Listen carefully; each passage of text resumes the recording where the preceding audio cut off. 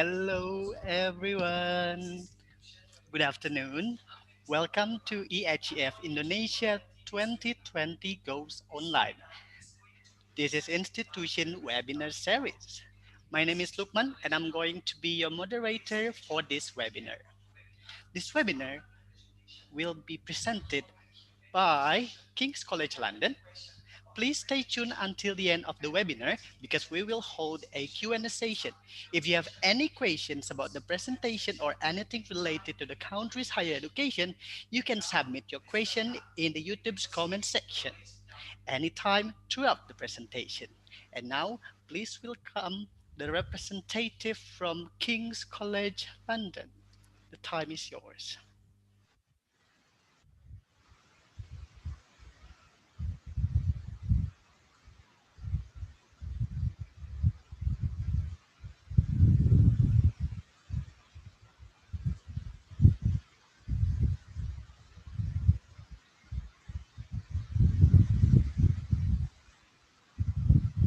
Hello and good afternoon, everyone.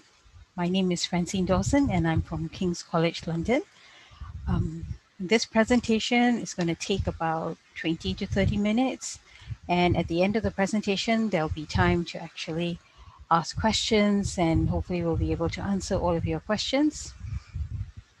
So my name is Francine Dawson and I'm the Senior International Officer based in Malaysia. And my role is to provide guidance and assistance to those who are applying to King's. Right, so just to start off, a little bit of statistics about King's. Across our campuses, we have about 33,000 students. So these are students that have come from the UK as well as all over the world, and we have about 185 countries represented at King's. And there are about 16,000 international students at King's as well. And from Indonesia, we have slightly under 100 students. This is the statistics that we have up to 2019. So from 2020 onwards, you will definitely have a lot more students from Indonesia, right? So King's is considered quite an old university. It's been around for a very long time, almost 200 years. We were established in 1829, and we're the fourth oldest university in England, and also one of the first to accept women, people of all classes and religion. And we have a very impressive lineup of alumni that come from across the world. We have 12 Nobel Prize winners as well.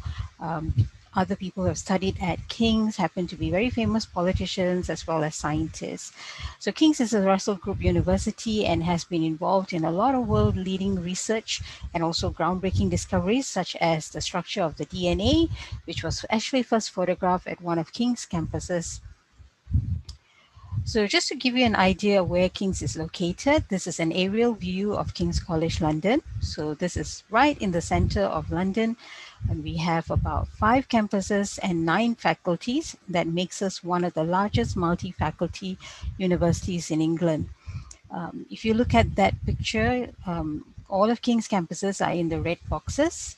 So box 1 and 2 is our Strand campus, and that's made up of the Strand building, as well as our business school, which is Bush House. So this is where we teach all the arts and humanities, social sciences, as well as business school subjects. And then if you look at number 10, which is just across the river, Waterloo campus, this is where we teach engineering, computer science, subjects related to pharmacy and also law. And then if you were to look down a little, that is St. Thomas campus. This is where we do all of our teaching for medicine as well as dentistry. And then further up, number 16 is Guy's campus. This is where the life sciences faculty as well as the faculties for medicine, biosciences, and psychology. So right in the heart of London, we have been privileged enough to receive many prominent visitors from across the world, as well as the UK, including people like the royal family, like Hillary Clinton, as well as other industry experts like the governor of the Bank of England. And when prominent visitors come to King's, they often address all of our students as well, and students are invited to meet them. And some of the industry experts usually hold like master classes to address all of our students, and every student is invited to attend and meet with these dignitaries. We also have partnerships with world-renowned institutions like the Royal Air Force as well as the European Space Agency. We work with a lot of other bodies and organizations like the British Museum, the Royal Shakespeare Globe, as well as the Film Institute. We're also linked to a lot of professional bodies and institutions, such as the London Centre of Nanotechnology, the Royal Courts of Justice, the British Heart Foundation, and the Royal Academy of Engineering. There are over 400,000 students in London alone, so you can say that it is a student city. And being right in the heart of London, there's usually a lot going on. So despite the pandemic and the current lockdown, there are still activity that's going on in central London. There are markets and festivals and other music activities that are still open for students as well as the public to enjoy. And so even at university, there are a lot of activities that goes on. So even though during the current pandemic and lockdown, our university is still open, our King's College London Student Union is also open for you to participate in. We have over 300 student societies and groups, as well as clubs and cultural societies as well. And these are all open, and there are many events that are taking place virtually, so online as well as face to face. We also have about 6 campus venues that are open for students to use. So any student who wants to use all the facilities that we have for social or even formal activities, it's open to our students. And you can join any club that you want. You don't necessarily have to have any experience, for example, like a sporting club. You can join the archery club, even though you've never had any experience in archery. And you can join the many other societies that we have. I've just listed down here some of the very popular ones, like the Indonesia Society, even the Korean Society, and also our e-gaming and e-sports society, which is really, really popular these days. So moving on, I'm sure at this point you might have some idea of what you want to study at King's. I've grouped all the subjects into different subject groups. So just to give you an idea of the various programs that we have, um, most of these programs are quite popular and also very competitive to apply to, but King's, is a very high-ranking university, and therefore there are entry requirements that you need to meet. So whatever the courses that you are interested in, please do check our website for the course listing and look at the entry requirements and the details of each course. Beyond the courses that you can study at King's, we also have a modern language society that offers close to 30 different languages. So these are foreign languages that you can study on your own time alongside your degree. And we have got programs that start at very basic level and goes right up to expert level. And we have got different workshops and events to help you practice that language as well. So this is something I would say is an opportunity for students to participate in if you have the time and if you're really motivated to study a second or third language. There's something else that's unique about King's is that the Associateship of King's College London, this is an award that we offer to all students. So it's open to every student to also take alongside your degree. And it is something that explores theological, ethical, and also philosophical sections of religion as well as culture. So if you're interested in something similar, it's something good for you to participate in. And the associateship gives you a connection as well as networking with King's almost for a lifetime. So if you happen to be at King's, I would encourage you to take up the Associateship of King's College London because it's an original and unique award that's only offered by King's College London. So being a Russell Group University, the core of everything we do leads back to research. So at least 95% of your academics are researchers at King's. So they offer a very unique opportunity for everyone to participate in many research programs that we have at King's. There are also summer research projects that you can participate in, and you are allowed to do your own independent study and research, obviously, that's linked to your course, that linked to your master's program or any program that you are taking at King's. So at King's, we have different types of teaching styles that we offer to students, and it also depends on the courses that you will be studying. So depending on what the program is, there will be different teaching styles delivered. So they range from lectures to seminars and even conferences. And so even with the COVID-19 situation and the impact of the pandemic, we are running programs online and virtually to help students. So those who are not able to travel out of their home countries, you can actually study most of our courses online currently. And certain courses, there are limitations, of course, because if your program involves lab work or research that needs to be done on campus, then you will definitely have to come to King's and be on campus for your program. But the type of programs or the type of lectures that we hold will not change, whether it's delivered in person or virtually. And so on top of this, every student will also get a personal tutor. This is someone who will be your go-to person who will help you academically as well as personally to adapt to student life, as well as to adapt to all the programs that you will be studying at university. And obviously, being either an undergraduate student or even a master's student, there will be a lot of independent study, and we have got all of our facilities for that. Our libraries are open 24/7, so even during the pandemic, you are able to access our libraries as well as our resource centers to help you with your program. Like I said earlier, there will be a personal tutor. So there will be one personal tutor to about 15 or 20 students, and this person will be approachable to you at any time. So they will be available online, or if you happen to be in London, they will be available in person as well. So at King's, other than the programs that you will be studying, we'd like to also involve a little bit of practical elements to the work. For programs that are going to be running on campus, you will definitely have to get, or you will be able to get some experience working with certain experts as well in your program. So for example, like our bioscience students work with the London Metropolitan Police in their forensic science and also computer science programs. We're only one of the 5 universities that actually use real human bodies for dissection. So if you're a medicine student or um, a dentistry student, you will have access to using real human bodies like cadavers in your program as well.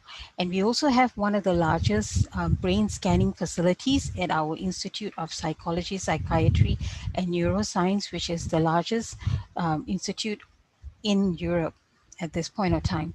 And at King's, we also have a rooftop observatory and telescope. So it's something unique that you will find in a London university and can only be found at King's. So another interesting thing about King's is that we offer a study abroad program. So it is open to certain programs where you can actually do a semester or one whole year at one of our partner universities. So what you see on your screen right now are the 300 over partner universities that we have worldwide, and you'll have to look at your subject or the course that you're applying for to see which partner university is on the course where you can possibly do a study abroad program. And it really helps students who are looking for global exposure to get a different experience, so not just in the UK but also elsewhere in the world. So you can get European experience as well as maybe American experience. And if you want to travel to Asia or maybe Australia, we do have partners in those parts of the world as well. So an important part here about scholarship and funding. One thing to remember about King's is that all of our tuition fees vary by course. So you'll have to check our course listing to find out what the tuition fees are. And then for the living expenses, because King's is located in central London, it's £1,265 per month. So it will depend on how many months or how many years you're in London. And then you just times that by the duration to give you an estimate of the budget you will need for living expenses. Currently, all of our international scholarships are under review. These are general scholarships for international students. We are expecting the scholarships to be announced in between February to April next year. So do check our website and find out how you can apply. The number one criteria is that at the point of application, you must application for the scholarships, you must hold an offer to study at King's. So it can be a conditional offer or even an unconditional offer. So it's something for you to find out later on. But we do offer scholarships for international students. Another thing that is quite important at King's is careers and employability. So we try to focus on grooming and building your career while you're at university. And we want to make sure that students have all the opportunity to network with potential employers. So we run at least about 80 career fairs throughout the year, and also some networking opportunities with industry players. We have our own global internship program where we work with certain companies to place our graduates. We also have a careers hub where students can go and do a little workshop on how to be more entrepreneurial. And we have our own King's Entrepreneurship Institute, which actually gives funding to students so you can pitch your business ideas and get some funding for your own startups. So we want to make sure that students, especially all of our King's graduates, are supported in their careers and also help to shape and build their careers after they graduate. So King's is considered one of the top 20 universities in the UK that has got really well balanced graduates, and at least 93% of our graduates manage to get further study or even employment in the UK or elsewhere in the world after they finish at King's. And King's is currently the fourth most employable university. So our graduates are managed to get jobs quite easily after or even before they graduate. And we have this very unique scheme for all of our graduates and alumni. It's called Careers Connect, where we will make sure that you are supported in terms of finding your job and also trying to get some job matching opportunities for you after you finish or graduate at King's. A little bit to touch on the accommodation. So King's, even though we are in central London, we have our own halls of residence. So you will be able to choose your rooms depending on if you're holding an offer or not.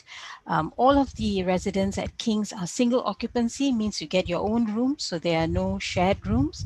But it's non-catered. That means you have to prepare your own meals. We also have allocation at the intercollegiate halls. These are where the University of London colleges all as a joint facility. So you will probably share rooms with students from other University of London like UCL or LSC or Birkbeck or Queen Mary. So there will be a few different universities all together in intercollegiate halls. At King's, we have our own exclusive halls for master's students. So these are exclusive lodgings, accommodation for those who are pursuing the master's program. And the prices vary based on the type of room that you will be using. So we have very basic rooms, very standard rooms, or you can go up to like a 1-bedroom flat or even a studio apartment. So the price will vary depending on the type and layout of the room. We also have a King's Affordable Accommodation Scheme where you are able to get a discount for your accommodation.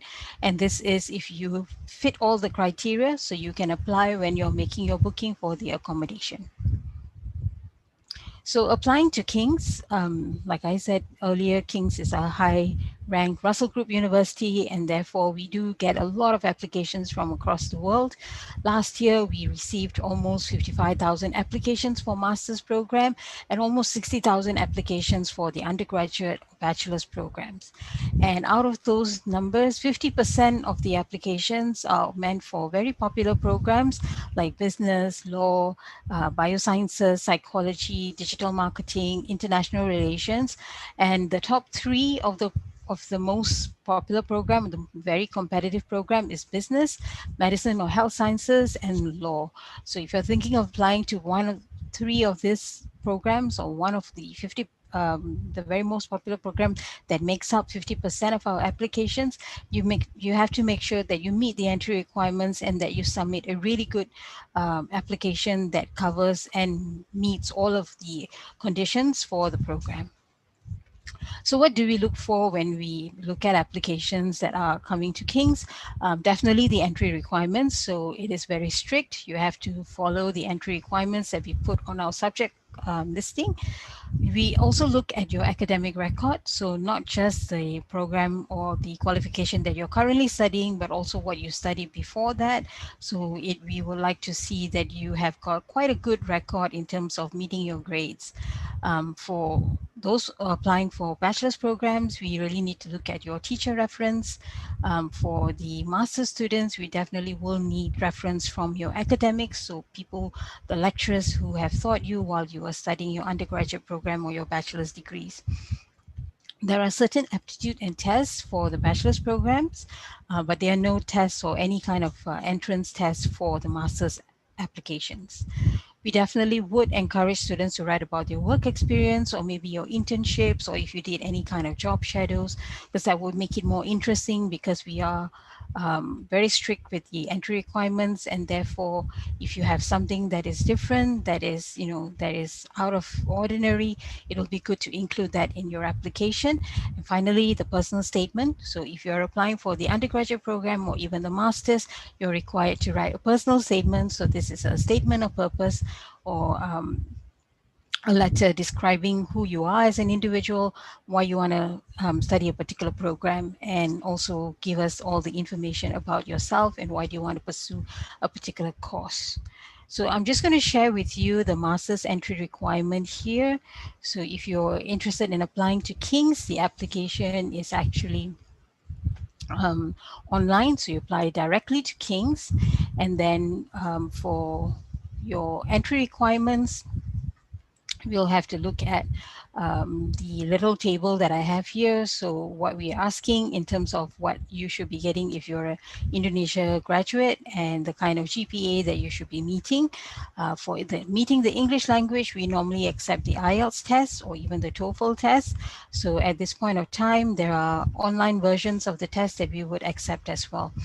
And other requirements, depending on what you're applying for, we'll definitely need 2 academic references and also that personal statement. And finally, the personal statement. So just touching on the personal statement a little bit, for most programs or for all of the courses, you're expected to write a composition that's about 4,000 characters long.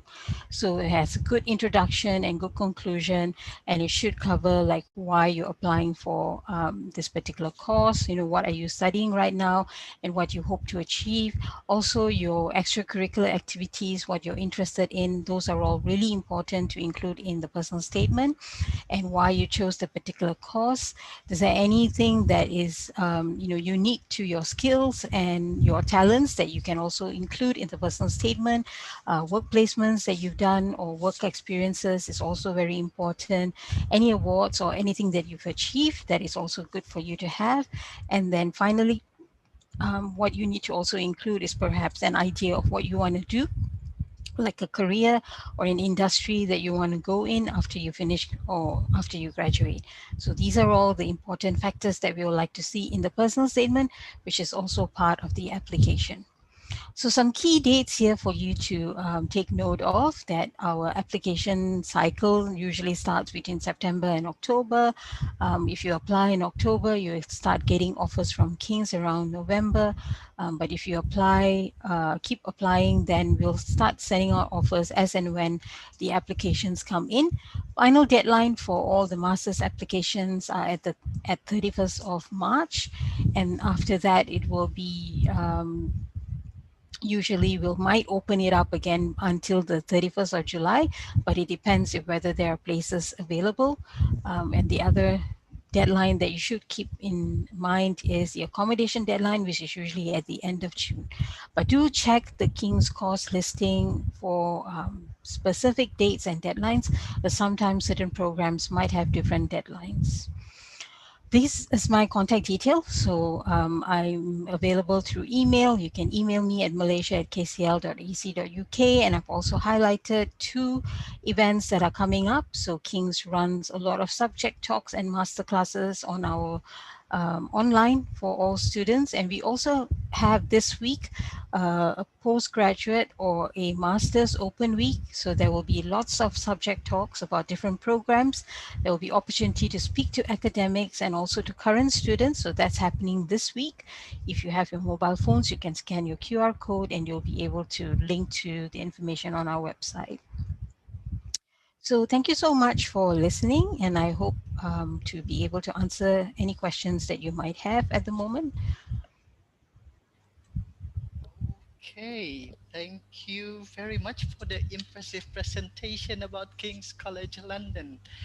Up until now, there's about 100 students from Indonesia. I hope that many of the viewers today will be having the chance to study there. Okay, let's go to the Q&A section. So if you have any questions, you can just shoot it on the comment sections. I'll be reading them. Okay, the first one. Uh, Out of almost 100,000 applicants, how to make our application stand out? Do you have any tips? Right. So, like I explained earlier on, depending on what you're applying for. So, if you're applying for, let's say, a master's program, then of course you're kind of fighting against about 60,000 applications.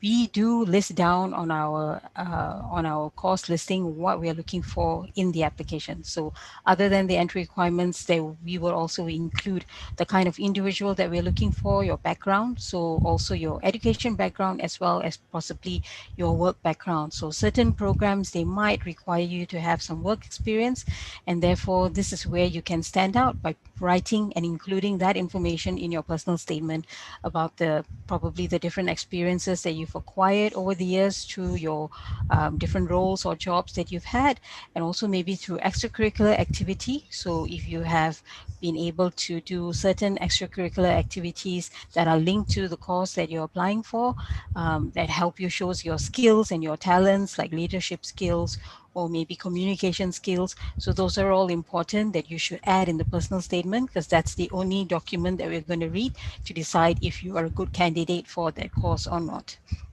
Okay. Okay, thank you. Let's go to the next one. Hello, I'm from Indonesia. I want to ask, should I enclose my IELTS test result along with my application? Because of this pandemic situation, many IELTS test center in here in Indonesia are now closed. You don't need to submit your IELTS first. You can submit all your other documents, and you can submit your IELTS test results maybe later on when the IELTS centers are open. I, I think some of the centers are open, but they might be operating on a different booking schedule. So as soon as you can get your booking in, that will be preferable. But you can apply without the IELTS first. So what happens is we will look at all your other qualifications and make a decision based on that. So it could be a conditional offer, and the condition might be meeting the English language, and we would usually give you a deadline, which is at the end of August. So you would have some time to prepare for the IELTS test if that is the condition. Okay. Okay, thank you. So related to the IELTS, what's the average IELTS score for the minimum to enter the King's College? Right. So it depends on the course that you're applying for. So different courses have got different minimum IELTS requirement. I would say the average or the majority of the programs are asking for a 7.0 overall and a 6.5 for every component. But there are programs that I might ask for a 6.5, and I don't think we have any that ask for a 6.0. So probably the minimum will be a 6.5, but you'll have to check the individual course listing to find out what the IELTS requirement are, because it varies from program to program. Okay. Okay, so it's best for us to prepare at least 7.0, I guess. Okay, Yes. let's go to the next question. Hello, I would like to ask in KCL in the majors of undergraduate and master degree, should it be related to the bachelor? Not necessary, but again, this goes back to the subject or the course that you're applying for. Certain programs might, require that you have similar knowledge from your undergraduate program, but certain programs may not. So for example, if you're coming from a bioscience degree and maybe you want to study business or management, that is possible because it's understandable that you want to now focus on something else as part of your career or upskilling yourself. But if it's a very professional course that is directly leading towards an upgrade within your own career, so for example, you want to study the Masters of Law, you definitely need to have a Bachelor's of Law or related degree. All right, so this is we'll go back to the course that you want to apply for. So you have to check out the course listing and read about the requirements. Okay. Okay, let's go to the next one. Does King College University open for PhD program? Yes, we are. And for PhD, it's a little bit tricky because what we want to see is a draft proposal. So the first step you need to do is find a supervisor. So on our website, there is a section for research. So if you look under the research portal, you'll be able to find contacts of potential PhD supervisors.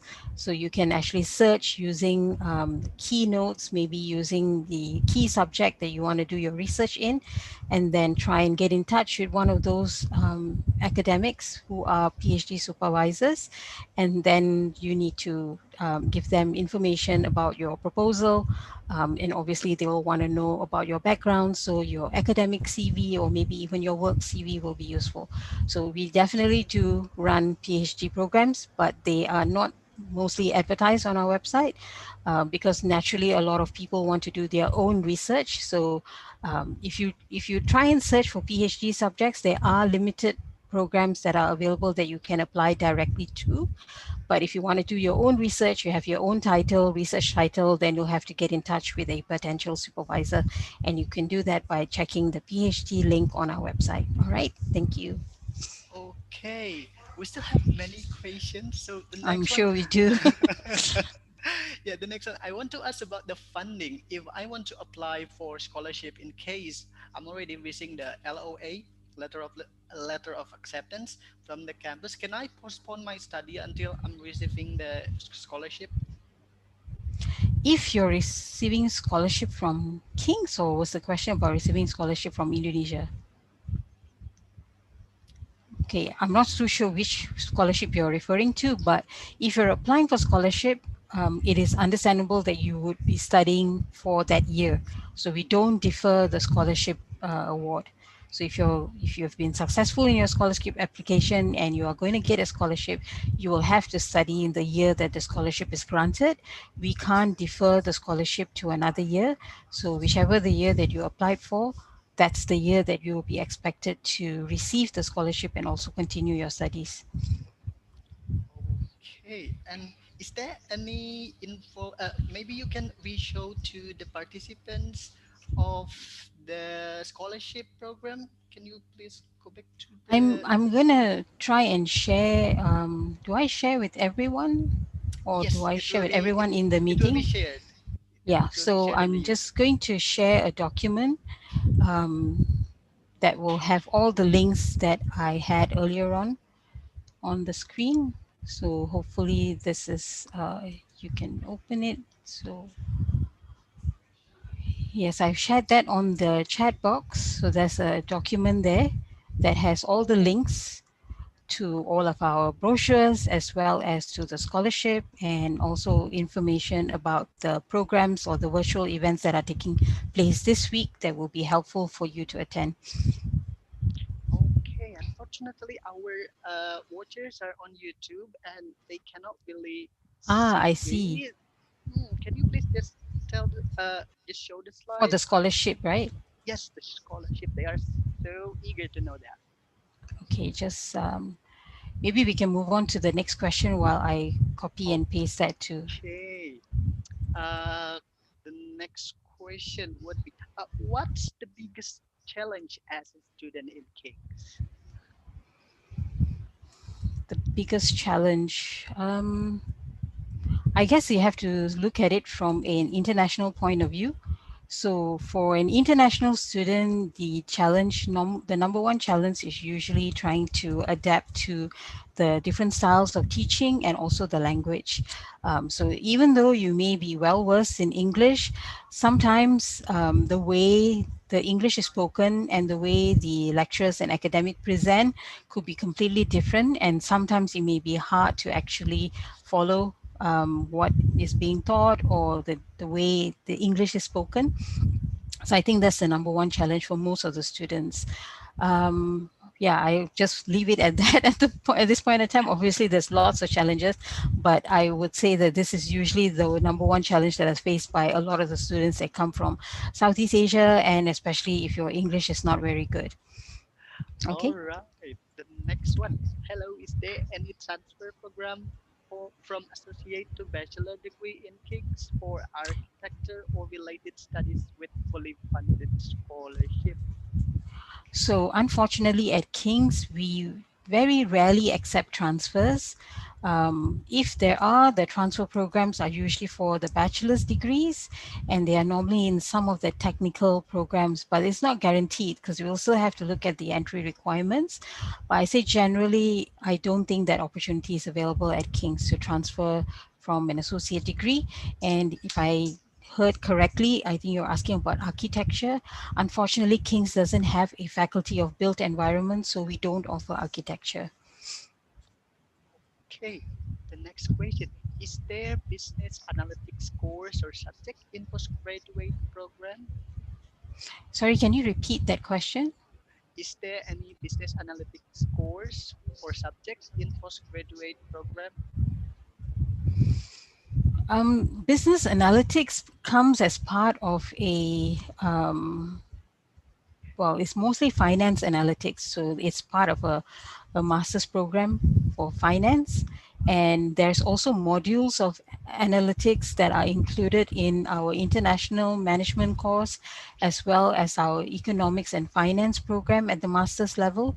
So there are actually modules and not a specific title of a course. Okay. The next question. Would the students be able to do a part-time job there?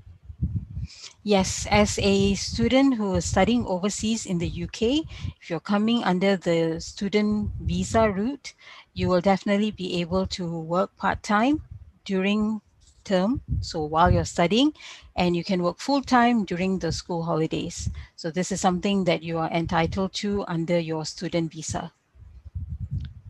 Okay. The next one. Is there any limitation for the time of work or stuff like that? 20 hours a week during term, so while you're studying, and 40 hours a week during the holidays or the breaks. Okay. I think this is the last question, but if you still have any, you can just type it on the comment section. Will we receive, will the student be studying for 1 year or 2 years Okay, for so the either master? for masters, it's all 1 year. For Oh, PhD, it'll be 3 years. okay. Uh, mm, the last, okay, this is the last one. Will we receive 1 or 2 years working permit visa after graduate from King's? So currently, according to the new UK immigration rules, you are supposed to get 2 years. So it should be almost an automatic change from student to post-work study visa.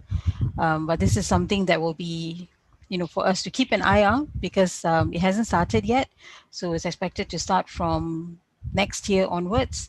And then obviously, if there's any updates, that you'll be able to actually look at the UK government website. There'll be updates on the UK government website. So it is actually 2 years, but I can't really say if that is the final deal at the end of the day. So it's something for you to, something for everyone to watch out if there's any updates or any policy changes from the UK coming up in the next 6 months or so. Okay. Before closing this one, can you tell us one fun fact about Kings that not many people know? Or one fun fact that not many people know. Um, we have our own museum. It's called the Gordon Museum of Pathology. So inside the museum, specimens of human body parts like baby fetus or a particular organ. um, that dates back to about the 1700s. So there are lots of articles, scientific articles that are on display. It is not open to everyone, but it will be open to all students. So if you're very interested and very curious to know about the museum, then do try and apply to King's. You'll have the opportunity to visit the museum and get to find lots of other interesting facts about King's. Okay, thank you so much, Miss Franz Dawson from King's College London. I You're hope we can welcome. meet again later on. All right, Okay, thank you everyone. Have a great day ahead. Stay safe. that's the end of our Q&A session, and see you on the next session.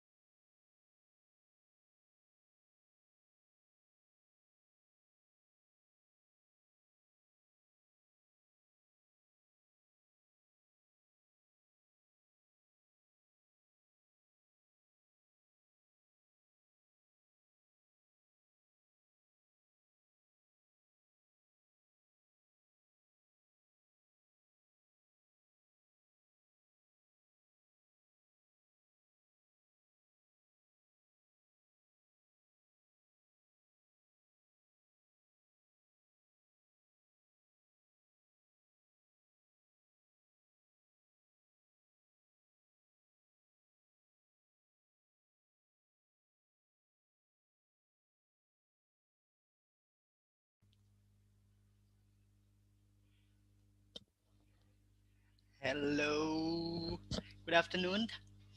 Welcome to European Higher Education Fair Indonesia 2020 Goes Online. This is Institution Webinar Series. My name is Lukman and I'm going to be moderating this webinar. This webinar is going to be presented by Lancaster University. Please stay tuned until the end of this webinar because we will be holding a Q&A session. And if you have any questions about the presentation or anything to Lancaster University, you can submit the question on the YouTube's comment section throughout the presentation. And now, please welcome the representative from Lancaster University. The time is yours. Hi, good afternoon, everybody. I'm so pleased that you could join us today. My name's Catherine Fletcher. I am the International Officer for Lancaster University. Normally, I'm based out in KL in Malaysia, but I came back to the UK in March when the pandemic started, and now, unfortunately, I'm still in the UK, but very much looking forward to getting back to Southeast Asia and back to my apartment, which I left thinking I would be away for just a few weeks, and 9 months later, I'm still here. So I would much rather be doing this face-to-face and talking to you face-to-face, but unfortunately, as with a lot of things at the moment, we're online. I'm just going to share my screen with you.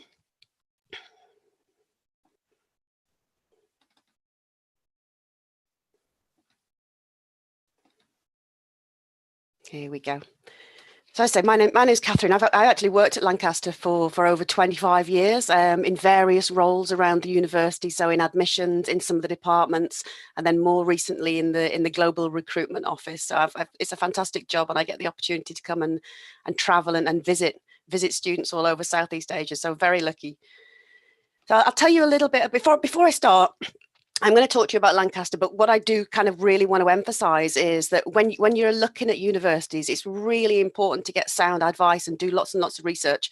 Just because a university is a Russell Group, it doesn't necessarily mean that it's the right university for you. And I know that rankings and big cities tend to be a really big motivation for students that are making their university choices. But also it's really important to look at things like employability, student satisfaction, the safety of the university, affordability. These are all things that you should really, take into consideration too when you're looking at universities. There are so many choices out there and so many institutions, not just in the UK, but worldwide. So it's really important that you make sure that you do your research. So on that note, I will tell you a little bit about Lancaster. So where are we? So we are based in the northwest of England, and as you can see on the map, we're actually in the geographical centre of the UK. So this makes it's really easy to access, whether that's via road or train or air. We're about an hour by train from Manchester, which is the nearest international airport to us, and about just under 3 hours by train to London. So it's a perfect base to explore the area, whether that's regionally or nationally. We've got excellent rail connections. So you'll be able to, to go and visit. As you can see on the map, we're close to Manchester and Liverpool. So, if you've got sort of musical or sporting interest, then we're not far away, and you can go and explore the larger cities around us as well. So we're about a couple of miles away from Morecambe Bay. We're quite close to the coast, and about half an hour from the Lake District. I don't know if anybody's ever been to the UK. This is a huge tourist attraction for us. It's an area of outstanding natural beauty, and yeah, it attracts a lot of tourists. And this is literally right on our doorstep. And one of the good things about Lancaster is that we don't just want you to focus on your studies while you're at Lancaster, although that's extremely important. But we also want to show you the best of the UK, and we do weekly and trips every weekend, either to the Lake District or up to local cities. So you get the opportunity to go and up to Edinburgh Castle. We take you to, you can go to Alnwick Castle, which is where Harry Potter was filmed. So if there's any fans there, you actually get the opportunity to go and learn how to ride a broomstick. And I think one of my favourite trips is down to Cadbury's World in Birmingham. So if you're a chocolate fan, you got the opportunity to go and visit the chocolate factory as well. So we do try and excuse me, put lots of emphasis on extracurricular activities while you're at Lancaster. The city itself, it's a beautiful city, very historic. The origins date back over 900 years. We've got our own castle right in the centre of the city, and Lancaster actually has some classrooms in the city as well, in the castle. So if you're studying a subject such as law, you've actually got the opportunity to have some classes in a medieval castle. We're a relatively small city. There's a population of about 100,000 people. And when term begins, there's two local universities. So there's Lancaster and there's Cumbria. And these bring an additional 20,000 students from all over the world into the city. So it becomes a really vibrant student community. It's a compact city. It's very easy to walk around. It's very safe, and it's also very welcoming. As I say, there's a large student population within the city, and the local population are very welcoming of the students. They do a lot for the economy of Lancaster, so there's always events going on for students. And as well as everything you'd expect to find in a city centre, you'll also discover there's a scene that's kind of less mainstream. So there's lots of independent shops, there's street markets that offer, alternatives to the more well-known high street stores. There's film, theatre, literature venues, and we also have, there's also a lot of smaller exhibitions and performances that go on in Lancaster's many pubs and cafes and lots of outdoor spaces. So this is the university itself. This is our campus. We're a relatively new university, so we were founded in 1964. So for a good university, we're still quite young. We're only 56 years old. We're purpose built. We're campus based, set in 560 acres of parkland, and we're about just under 3 miles away from the city itself. So on the slide there, if you look to the top of the picture, that's Lancaster. So there's public transport that runs every 5 to 10 minutes to get you onto campus. And you can see there's the motorway on the right of the photo is there, which means it's really accessible to get to as well. So while it looks like it's in the middle of nowhere, the rail networks and the road networks are fantastic around us. There's a perimeter road that goes right around the outside of the campus, but the campus itself, the centre, is pedestrian only, so you can walk from one end to the other safely. And there's a covered walkway that runs the length of the campus, so you can get to most of the facilities without getting wet. And if you do know anything about the northwest of England, we do have a bit of reputation for rain. All the student accommodation is located on campus. That's usually based around the edge of the campus. We have about 14,000 students in total. 3,000 of those are international, and we have students coming from over 100 different countries.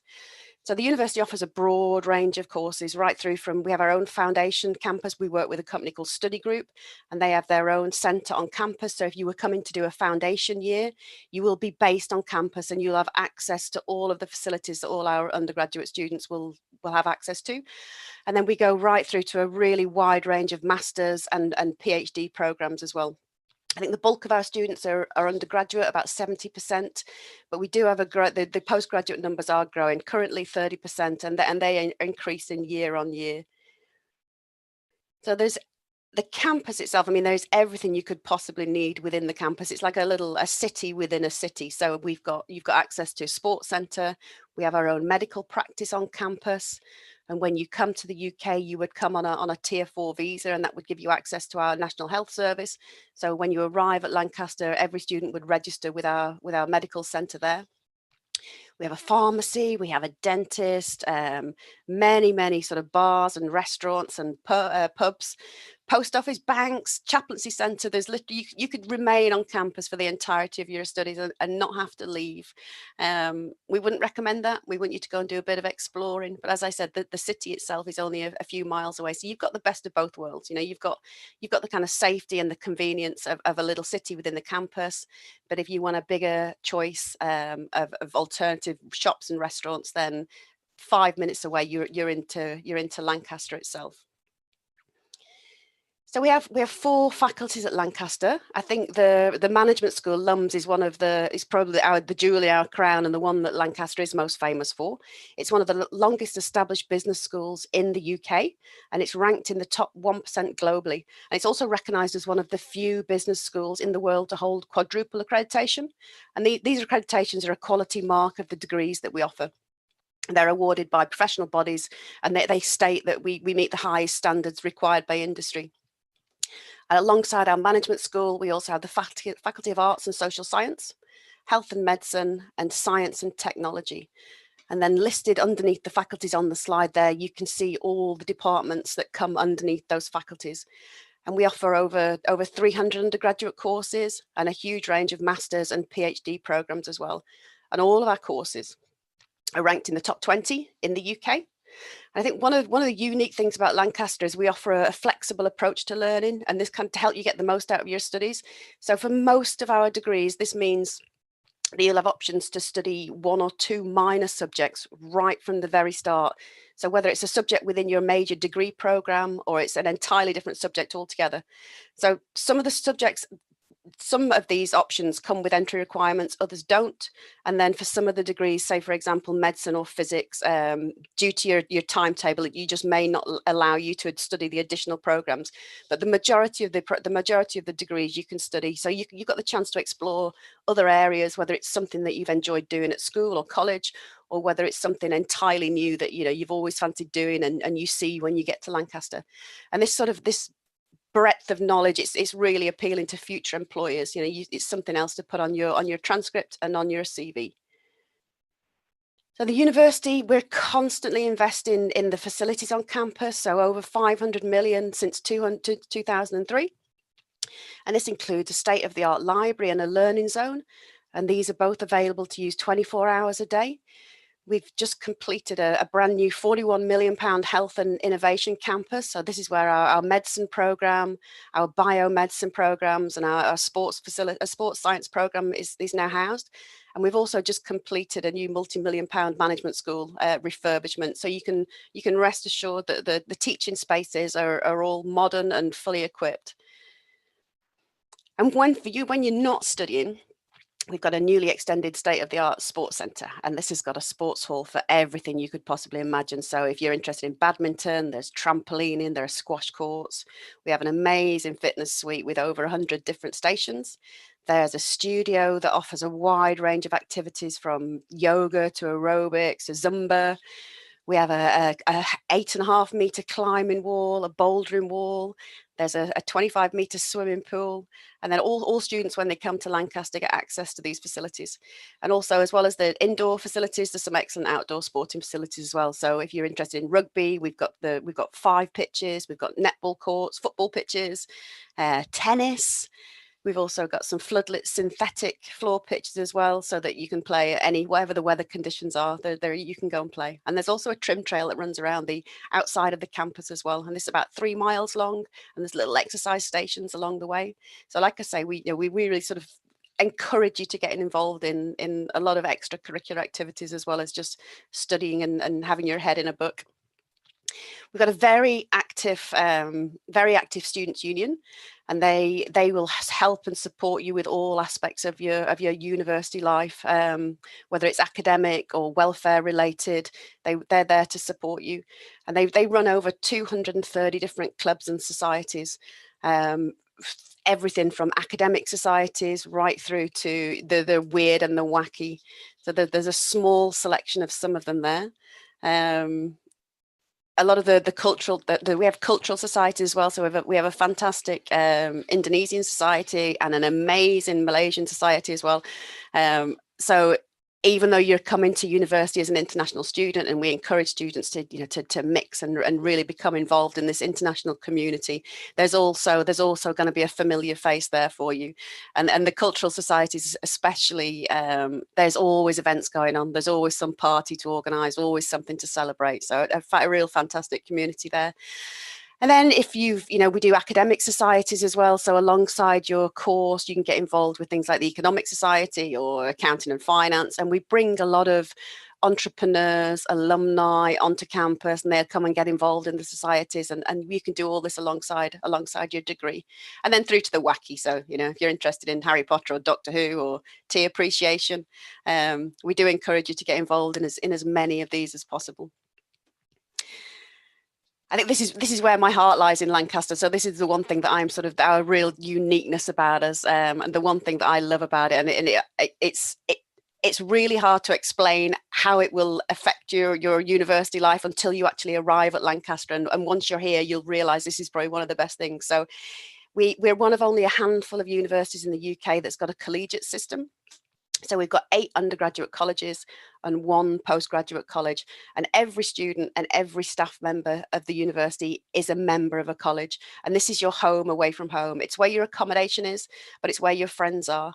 And we deliberately allocate colleges to students, not by academic subject, but just randomly to give them more diversity. And the college is kind of like your family, like I say, your home away from home. And these are the ones that are going to look after you while you're away. So there's a wide network of support available within the college, and it's not intrusive, but it's there should you ever need it. Every college has got its own social and study space, and has an elective body of students called the JCR, which stands for Junior Common Room. And these students organise the social and sporting events within the college. There's competitions going on, sort of intercollegiate competition. So it's competitive, but it's like a friendly competitive and a friendly rivalry. It really cements the sense of community within the college. And it's something that we are very proud of. And if you talk to any of our students or any of our alumni, they will always tell you which college they were in before they tell you which subject they studied. So they've all had, they've all got their own personality, but picking one usually comes down to your accommodation and what type of accommodation you want. But it is more than just a place to stay. If you come out of your room and go into the social space, there's always something going on, whether it's a band playing or a karaoke event. There's cooking classes going on. We hold quizzes. And even if you don't live on campus, if you choose to stay in the city, you still are a member of the college and you're always welcome to join in. So the college is yours forever. You will graduate with your college as well, rather than your department. So the accommodation on campus, we have won the best halls of residence in the UK 8 times since 2010. So the standard is incredible. We offer a wide range of accommodation, from shared accommodation right through to self-contained flats. You've got the option of a self-catered or catered accommodation, depending on whether or not you want to cook your own meals. It was something that I would recommend that you do when you share in a kitchen with other students. That's where you meet your friends. So cooking together is really good fun. But if you don't want to do that, there is a catering option available. So you get your breakfast and your evening meal thrown in with your accommodation. All the bills are included if you remain on campus. So your internet, your Wi-Fi, your insurance. As I said earlier, it's a very sort of safe and secure environment. We have 24-hour staff looking after the colleges, looking after the accommodation. So there's always somebody there around. And one thing I think, when you are looking at university, I think if you look at the big cities as well, the value for money, the cost of living tends to be a lot more expensive. So Lancaster is about 30% cheaper than, say, if you were going to live in London. So that's something to consider when, if budgets are one of the reasons why you're choosing a university. So it tends to be the further north you go, the better value you're going to get. This is just some of the selection of the rooms that we have at Lancaster. So the top left there, this is probably the majority of our accommodation. So they are ensuite bedrooms. So you've got your own bedroom, you've got your own study space, and then you would share a kitchen with maybe 6 to 8 other students, depending on the size of your flat. Top right there, these are townhouses, so 12 students would share one house. And if you look on the bottom left there, these are the kitchens, some of the kitchens in the accommodation, and that's actually probably nicer than mine at home. So you are getting a really good standard of accommodation. And the bottom right one there is a self-contained flat, so you've got everything. You've got your cooking facilities, your bedroom, your bathroom, all in one. If you wanted a little bit more privacy, and these tend to be an option that our the postgraduate students choose, mature students, or if you are coming to Lancaster with a family or a partner, then these are ideal for you. So rankings wise, we are consistently in the one of the best universities in the UK. So out of 120 UK universities, we're consistently in the top 10 in the 3 main league tables. So for 2020, we were number 7 in the Guardian and the Complete University Guide, and number 8 in the Times and Sunday Times. We are world rankings 128 in the QS and 146 in the Times World times higher world rankings. And it is something that we are very proud of for a university that is so young, and probably the worst possible year to get it, but we were actually named International University of the Year for 2020. And part of this was down to the other kind of the importance we put on student mobility, which is kind of ironic this year, as nobody's been able to travel. But it is something that we are very proud of. And when times return to a more normal, more normal environment, this is the options for travel abroad and study abroad are incredible at Lancaster. So Lancaster's been awarded the highest possible score in the UK government's Teaching Excellence Framework ratings. So our TEF goal rating is based on the high quality of teaching, the teaching facilities that we have, the quality of the learning environment, and the graduate employability rate. We've got a fantastic career that students go on to fantastic careers, and this is real recognised as a sign of standard. So we are proud of our TEF gold. And it puts Lancaster in a small group of sort of newly emerging universities who can claim to be genuinely elite, and that ranked high both for excellent teaching and excellent research as well. So our teaching staff, they're doing cutting edge research, and they are bringing real modern, what they're bringing their research into the classroom as well. So you're getting the experience from the academics there. And finally, I think this is probably one of the really important reasons why you are coming to university is when you graduate, you're going to be equipped with the confidence and skills to experience, to go out into the world and try and find that perfect career for you. Lancaster is ranked third in the UK for global employment. So 97% of our students are in work or further study within 6 months of graduating. So the prospects are excellent. And it's another statistic that we're very proud of. We have an amazing career service, and they offer bespoke specialist support throughout your time at Lancaster. So right from day one, they will be there encouraging you, to get involved with not just your academic studies, but we put on a wide range of workshops and advice, one-to-one guidance, to help you sort of explore your career options. We can introduce you to graduates and employers who have first-hand knowledge of the sectors that you're interested in. You can book consultations with our staff to help you develop your career plan, and they'll make sure that any job applications that are tailored and effective, and they'll help you at every stage of the recruitment process. So whether that's with your CV, your application, or interview skills, they'll support you with that. They'll also help you identify and sort of source the right work experience for you. So, as well as your academic qualifications that you're going to get, they will also support you with getting some hands-on experience. And this is the sort of thing that employers are looking for. We do have a lot of employers that come onto campus and they give talks as well and runs workshops, and they'll tell you about opportunities for students and for graduates. And they're a great opportunity to develop your skills and learn more about the organisation that you want to work for, and help you with your career planning. So not only is this career support available while you're at Lancaster, but it will remain accessible to you for life. So years after you graduate, you can still come back to Lancaster and access the career service, and they will always be available to support you. So that is the end of the presentation. I'm just open to questions now. I will stop sharing my screen. Okay. And take a quick drink. Thank you for the impressive presentation about Lancaster University. Thank you. Now we're doing the Q&A session. So if our watchers on YouTube have any question, you can just type it down. Okay, now let's go to the first question. Is there any fully funded scholarship? So for undergraduate students, it's not so healthy, but for postgraduate students, we do have in particular our management school, we awarded over £6 million worth of scholarships in 2020. They vary. We don't have a specific scholarship like a university scholarship, but every department sets its own budget. So they vary from sort of £2,000 right through to full scholarships, and it all depends on the program that you're looking for. If you do go onto the university website, I will post a link, but every department has its own budget for scholarships, and you'll be able to see which one is on there. So it's worth doing a bit of research, but yeah, there is the opportunity for some full scholarships. Okay, the next question is related to the pandemic.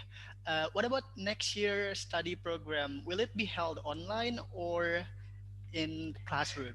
That's a very good question. If I had a crystal ball, so in I'll tell you what's happened up until now. So in March, when the pandemic started, everything went online, and then in September, when our new term began, we've done a mix of blended learning. So the larger lectures, where we have huge numbers of students in classrooms, and they are online. But we've done as much teaching as possible face to face. So the smaller workshops, the seminars, the groups, we've broken them down into much smaller groups of say 5 or 6 students, and they have been done face to face. As you may know, we're in the middle of another lockdown at the moment. That's just coming to an end. But the universities are still being allowed to teach face to face as long as we adhere to all the restrictions and guidelines. Next year, if students are overseas and they can't physically get to Lancaster, then there is the option to continue studying online. But we're going to try our best to do as much face-to-face teaching as possible. So it's kind of hard to encourage students to come to the UK under the circumstances, but you're not getting the same student experience while you're sat in your bedroom doing it online. So we are trying to make it as near normal as possible. And we've had some fantastic news over the last sort of 48 hours, the last week, about vaccinations that are now about to be rolled out. So fingers crossed, by the time the next academic year starts in September 2021, it will feel a little bit more normal, and fingers crossed students will be back on campus and life will have sort of regained some sort of familiarity. Okay, yeah, we hope so. Yeah. So, if we want to get into Lancaster University, what are the documents we have to prepare? So if you're coming to do an undergraduate course, you will apply through UCAS, which is the University and College Admission System. And what we're looking for, you can apply before you get your qualifications. So a university would make you a conditional offer, and then that would become unconditional once we got your transcripts. So we're looking for transcripts. We're looking for a personal statement, which tells us a little bit about yourself, why you want to do the course, your background, where your sort of career aspirations are. And then we're also looking for a reference from your college or your school sixth form tutor or counsellor. So that's for undergraduate. The deadline for undergraduate courses is usually the UCAS deadline is the 15th of January each year, but we do accept late applications. The only sort of consideration is to think about, courses that are very popular do fill up. So if you can meet that deadline, then it's better if you do. For postgraduate courses, it's a really simple application process. You go onto the university webpage and look at the course program page. There's a little apply now button, and it's kind of similar. We're looking for your academic transcripts. We will be looking for some English language requirements. So you'll need to upload either IELTS or your English language qualifications. We need 2 academic references. And then again, a short personal statement, just a little bit about yourself and why it is you want to study, what you can bring to Lancaster, what we can do for you, what sort of career aspirations are.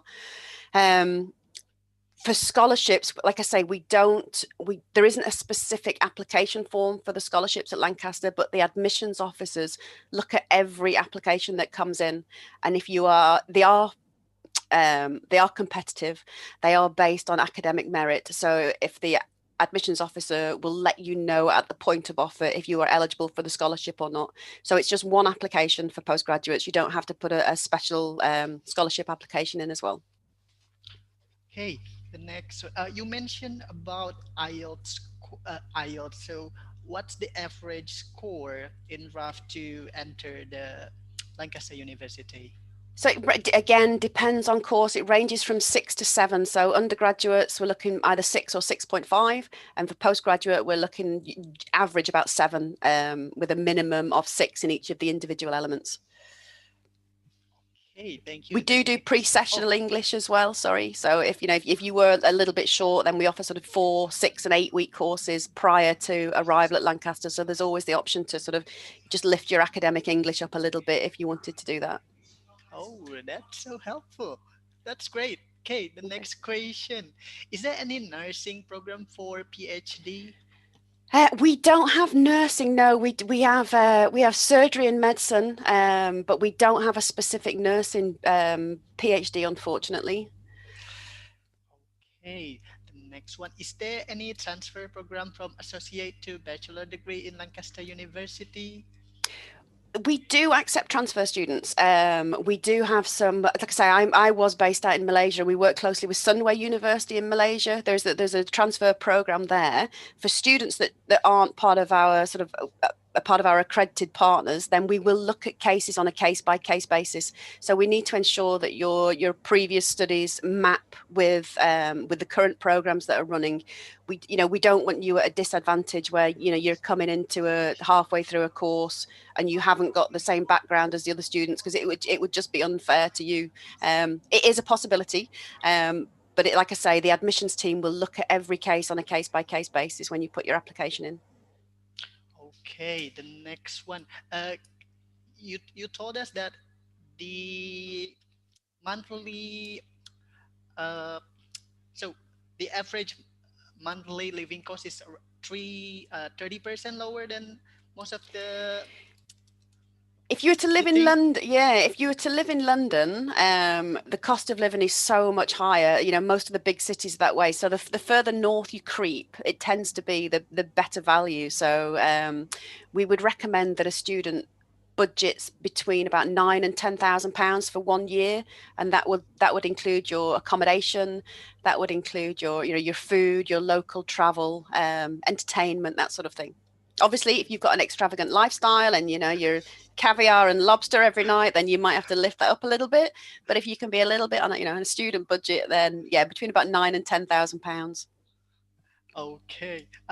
Can the students do a part-time job there? You can. So you would come to Lancaster, you'd come to the UK on a tier 4 visa. And that means that you can work for 20 hours per week during term time, and you can work full time during the vacation. There's lots and lots of jobs on campus. A lot of our students do take up part-time work to sort of supplement their income while they're studying. We have a fantastic service called the Employment Register Service, and they advertise jobs that are available on campus, part-time jobs, but also part-time jobs within the city itself as well. And these can range from, being a student ambassador for the university to being a pot wash, to working in ISS on the help desk, helping students with technical problems, filling up paper in the printers, doing research work with departments. So as long as you're not too fussy about what you do, you can definitely get a part-time job. But there's such a wide variety of options available for you there as well. Okay, the next one. Is there any GPA minimum requirement for engineering in master degree? So we are looking for a 3 out of 4 GPA for the bulk of our master's programs, and that includes engineering as well. Okay, the next. You also mentioned that you're from Malaysia. So, what's the biggest challenge as a Southeast Asian student there? In the UK, I think there's a bit of, a lot of students get a bit of homesickness. That is a challenge, but we kind of counteract that by just, like I mentioned, the societies and I mentioned the colleges. We also have the university runs like an international buddy system. So students we will link you up with one of our current international students. So before you arrive at Lancaster, we will put you in email contact with a student so you can ask questions on a peer-to-peer level. It's very nerve-wracking. It's a huge sort of culture shock for a lot of students that are coming over to Lancaster. So yeah, homesickness is probably a challenge. English language, again, is a challenge. You're learning in a very sort of, a different environment. But we do our best to kind of, to help you settle in, and there's lots and lots of support available. We have international officers in all our colleges. And the students, they offer so much sort of support and welcome, and they'll help you orientate yourself while you're at Lancaster. Oh, I tell you what the biggest challenge is: the weather. There you go. So yeah, make sure you bring a warm coat and and some boots. I think when I lived when I was in Malaysia, you know, the weather's constant all the time. So comes light at 7:30, goes dark at 7:30. You know exactly when it's going to rain. You know it's going to be warm. Whereas in the UK, you just don't know what you're going to wake up to. And because we're seasonal as well at the moment, it's going dark very early, and I kind of find that quite hard. So it's dark at sort of 4:30, 5:00. But yeah, the weather takes you by surprise. So make sure you've got your shorts for the summer, and you've got your warm winter coats and your hats for the winter. Okay, that's really fun. Okay, the next one. There are a few questions about the program. Can you re-show us the program that you at the Lancaster have?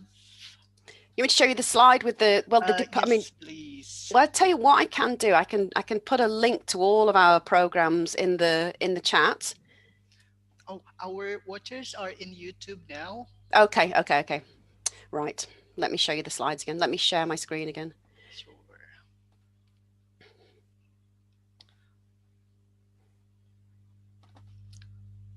Here we go. So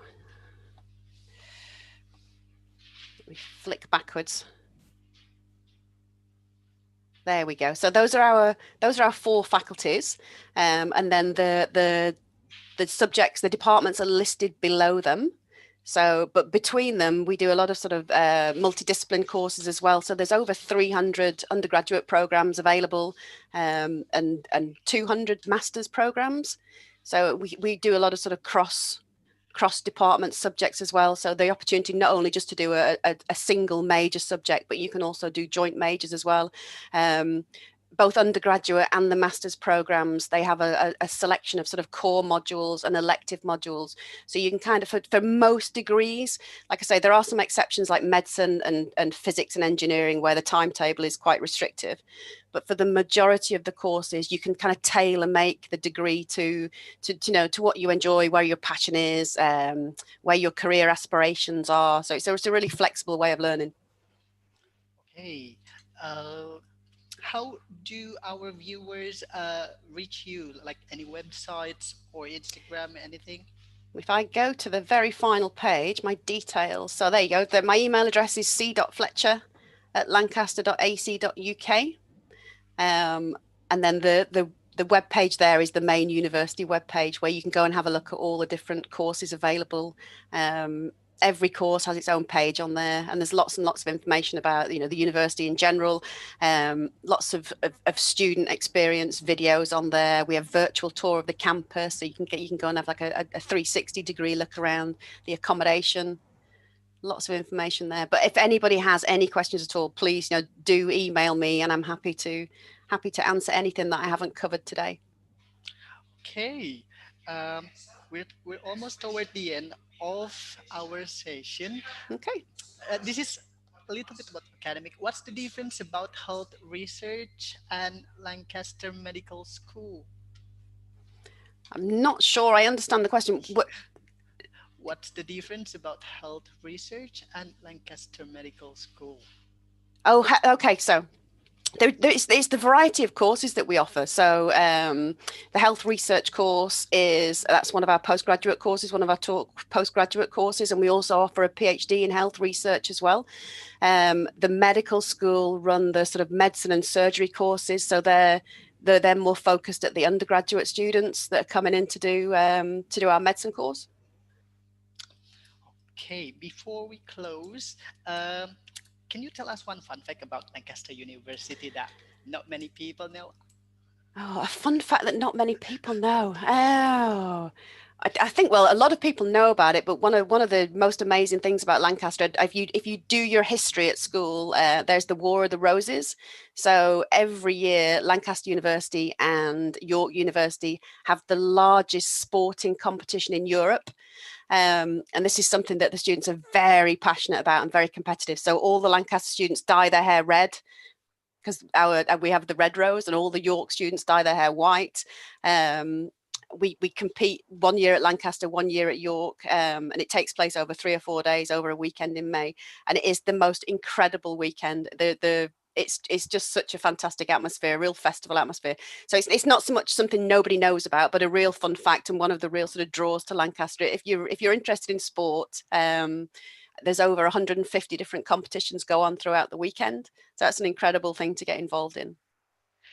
Okay, I guess we are out of time.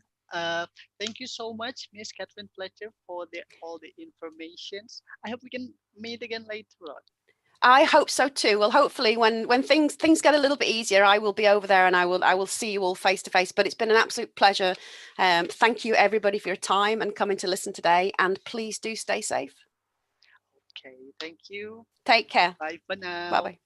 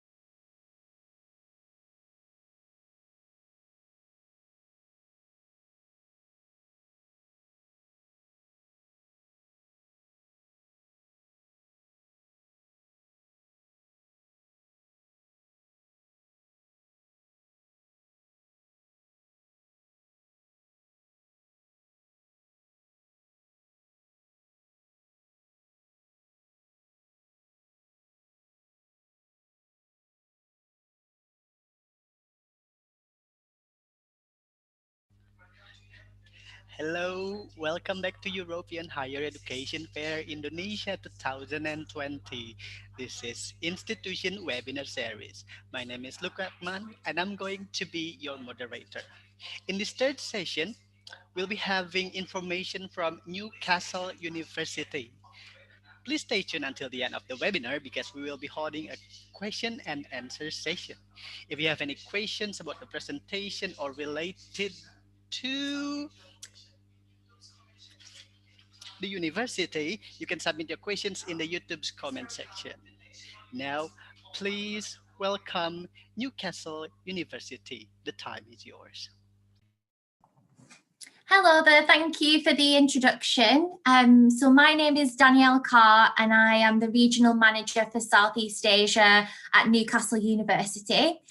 So thanks for tuning in. If you're here to listen and learn a little more about our university, I'm going to deliver a presentation and try and cover the main topics that international students will usually want to know about when they're learning about a university.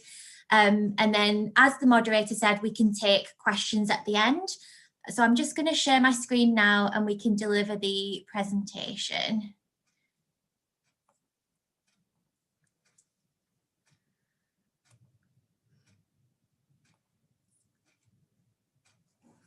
Okay, so hopefully that's sharing my screen now.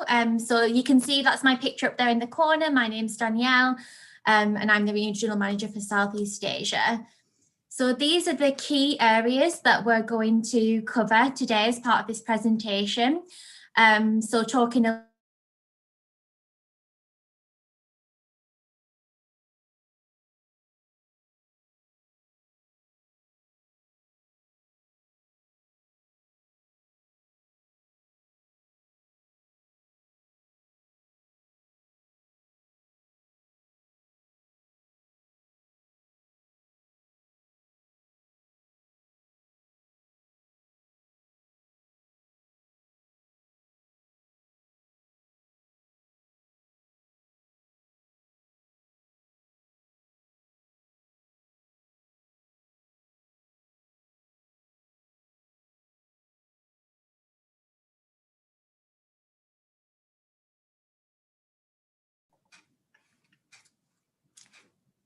Oh, sorry about that. I think my connection there just faltered for a moment. So I'll just share my presentation again. I do apologise for that.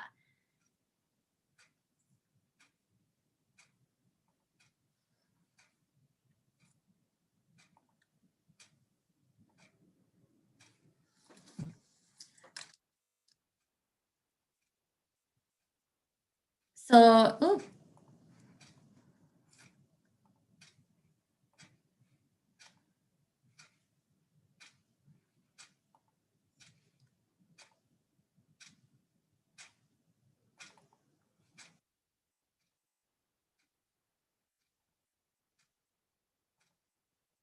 So I do apologise for that. It looked like there was an issue with the connection there.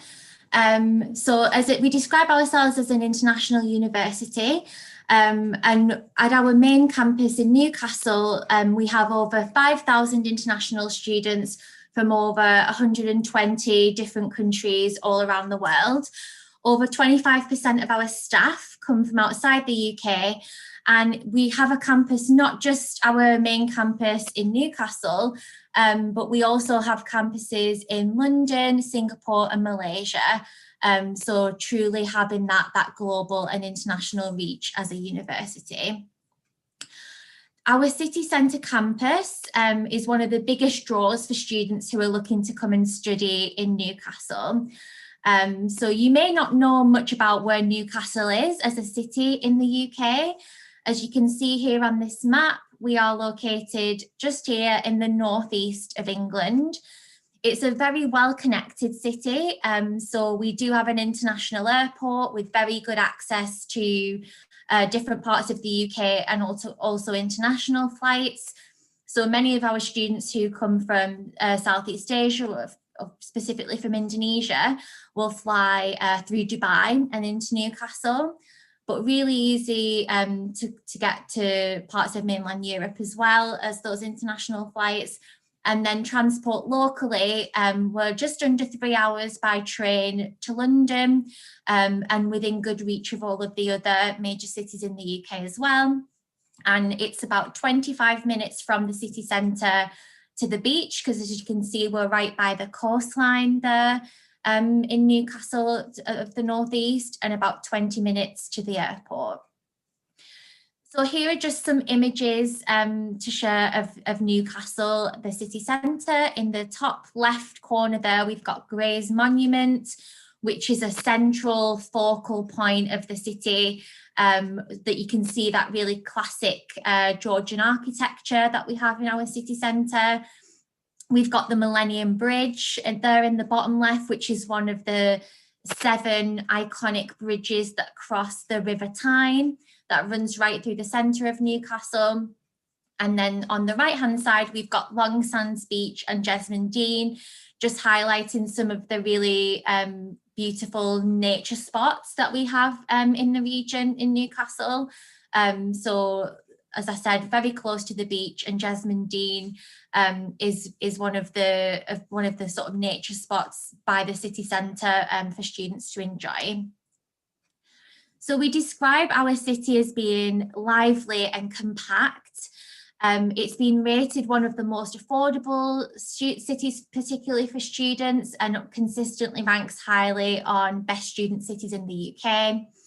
One of the great things about Newcastle as a city is that it's home not just to Newcastle University, but also to Northumbria University. And what that means is that as a city, it's very, very welcoming to students, and roughly 1 in 5 people who live in the city centre are a student. So there's lots of student discounts available, lots of activities and things being organised specifically focused for students. And it also means that it's a very safe and friendly place to welcome people who are maybe living away from home for the first time, maybe living in a city for the first time. That's something that we consistently get really good feedback on from our students, is that it is a very safe and friendly place. As I said before, it's very well connected with our local and international transport links. And interestingly, it's actually one of the driest cities in the UK. So one thing students always want to know about is what's the weather like behind a mountain range. It's actually one of the drier places, so we don't get as much rainfall as a lot of other places in the UK. So this is our city centre campus. The location of our campus within Newcastle, I think, is one of the really key things that attracts students to come and study with us. So by city centre campus, we mean that we are located right in the middle of Newcastle city centre. I can show you a map in a moment that highlights that we're just across a road from all the main attractions of Newcastle as a city. But there is still very much a campus atmosphere when you're actually on campus, as you can see from some of the images here. Lots of very beautiful architecture that's been part of the university since its origin, but then also a lot of newer buildings and more modern developments that highlight how much Newcastle invests in its infrastructure. So I've just shared some of a few of the most popular images of the campus there. And in the bottom right corner, that is our Into Centre. Into is a partner that we work with at Newcastle who deliver our pathway and foundation programmes that we'll talk about a little bit later on, but that are also part of our main campus at Newcastle. So this is a city centre map that just highlights that we are truly a city centre campus.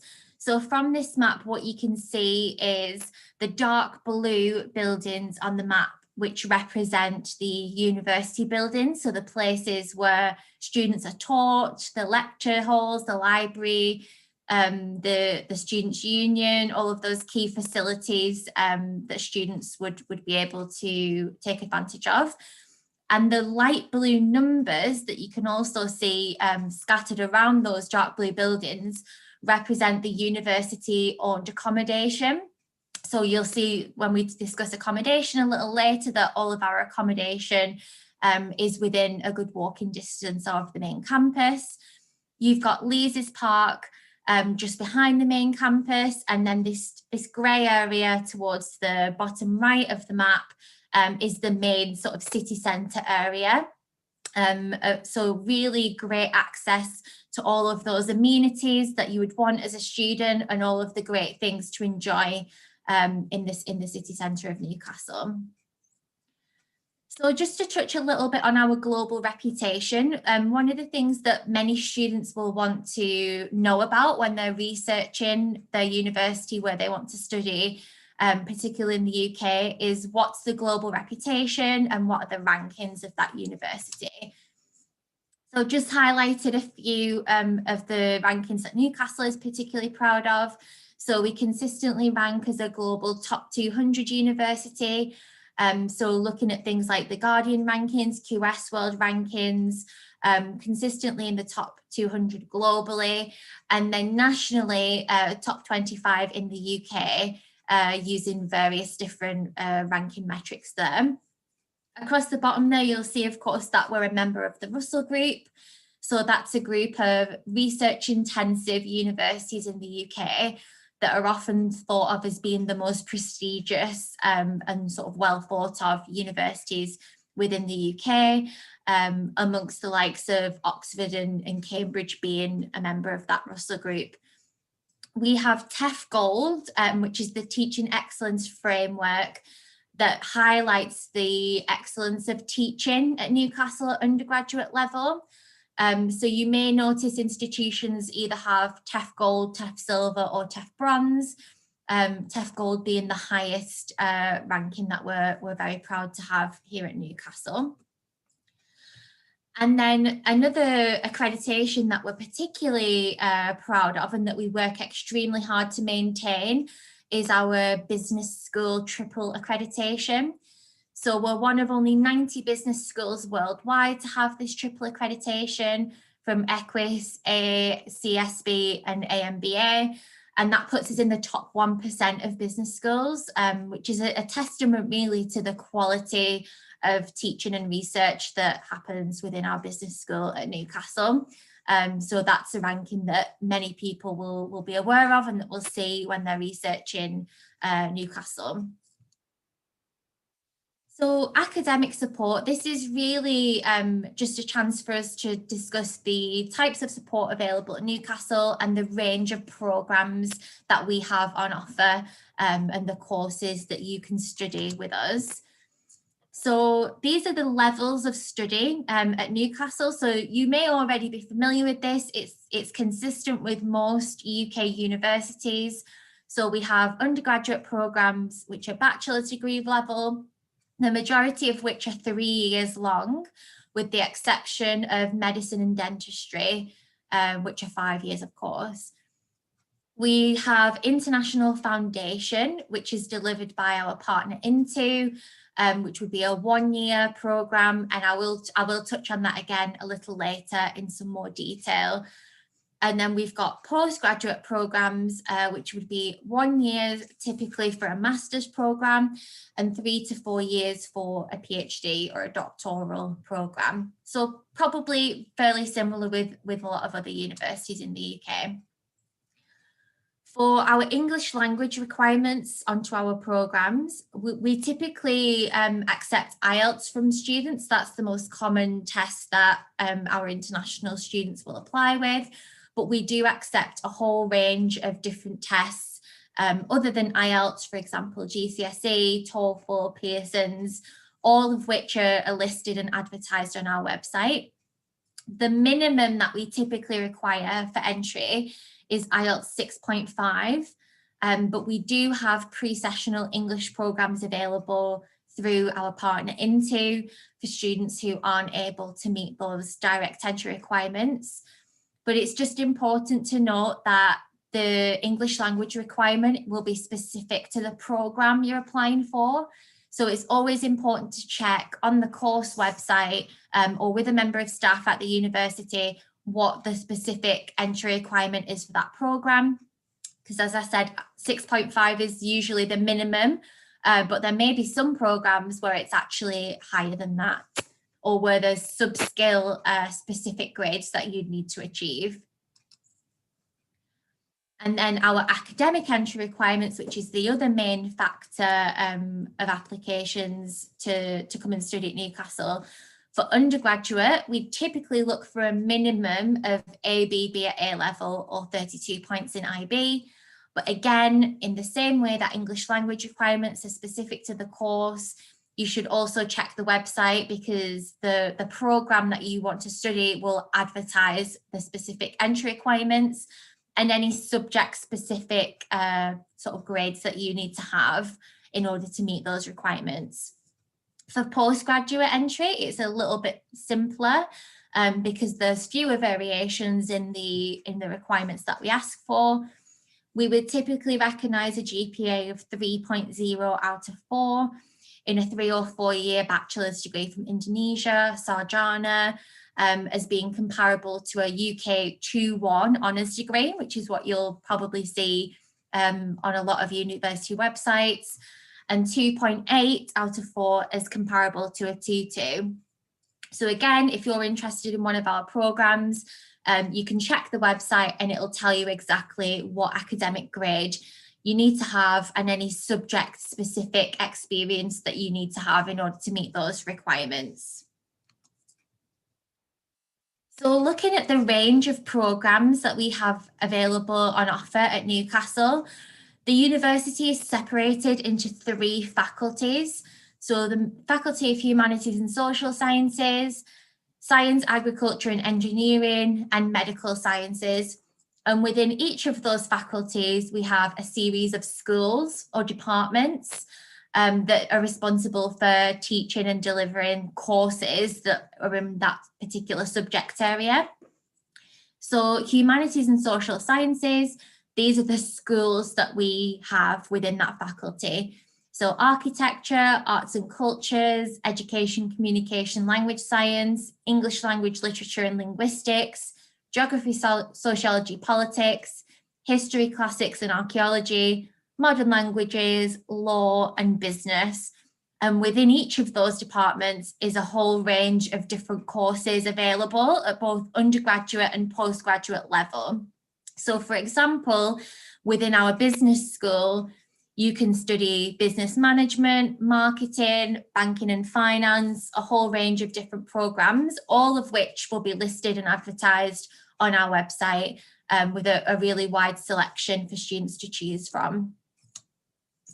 We then have Science, Agriculture and Engineering, and that's split up into 4 main areas, which are engineering, natural and environmental sciences, maths, statistics and physics, and computing.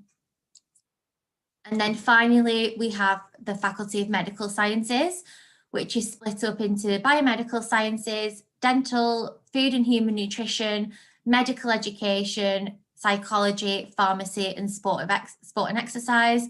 And this is, of course, the faculty in which our medicine degree would be taught in the School of Medical Education. So a whole range of programmes in many of the sort of core areas that students are interested in studying. And again, I can share the links at the end of this presentation for the full list of those courses that are available through both undergraduate and postgraduate study. Now, the application process for each of those levels of study is slightly different. You'll probably have already heard of UCAS, which is the portal application system to apply for an undergraduate degree in the UK. So you can apply for all of our undergraduate programmes through UCAS. The deadline that a lot of people may be aware of is the 15th of January, which is the UK deadline for the majority of programmes, excluding medicine and dentistry, which have an earlier deadline that's usually in October. So it's actually just passed for this year.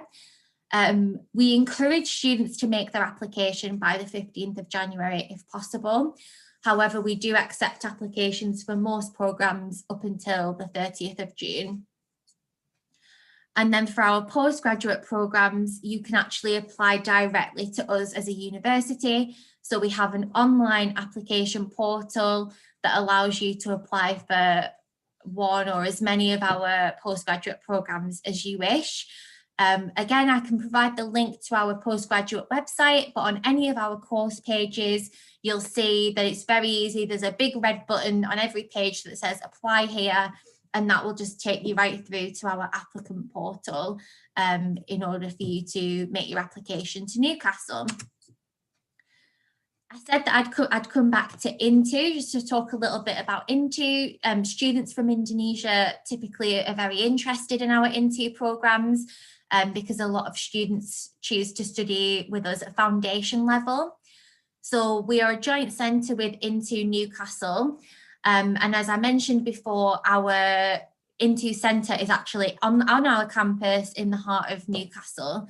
And we offer a range of programmes with INTO through English language. So as I mentioned earlier, those pre-sessional English programmes that can help students top up to that level of English that they need, but also International Foundation and International Year 1.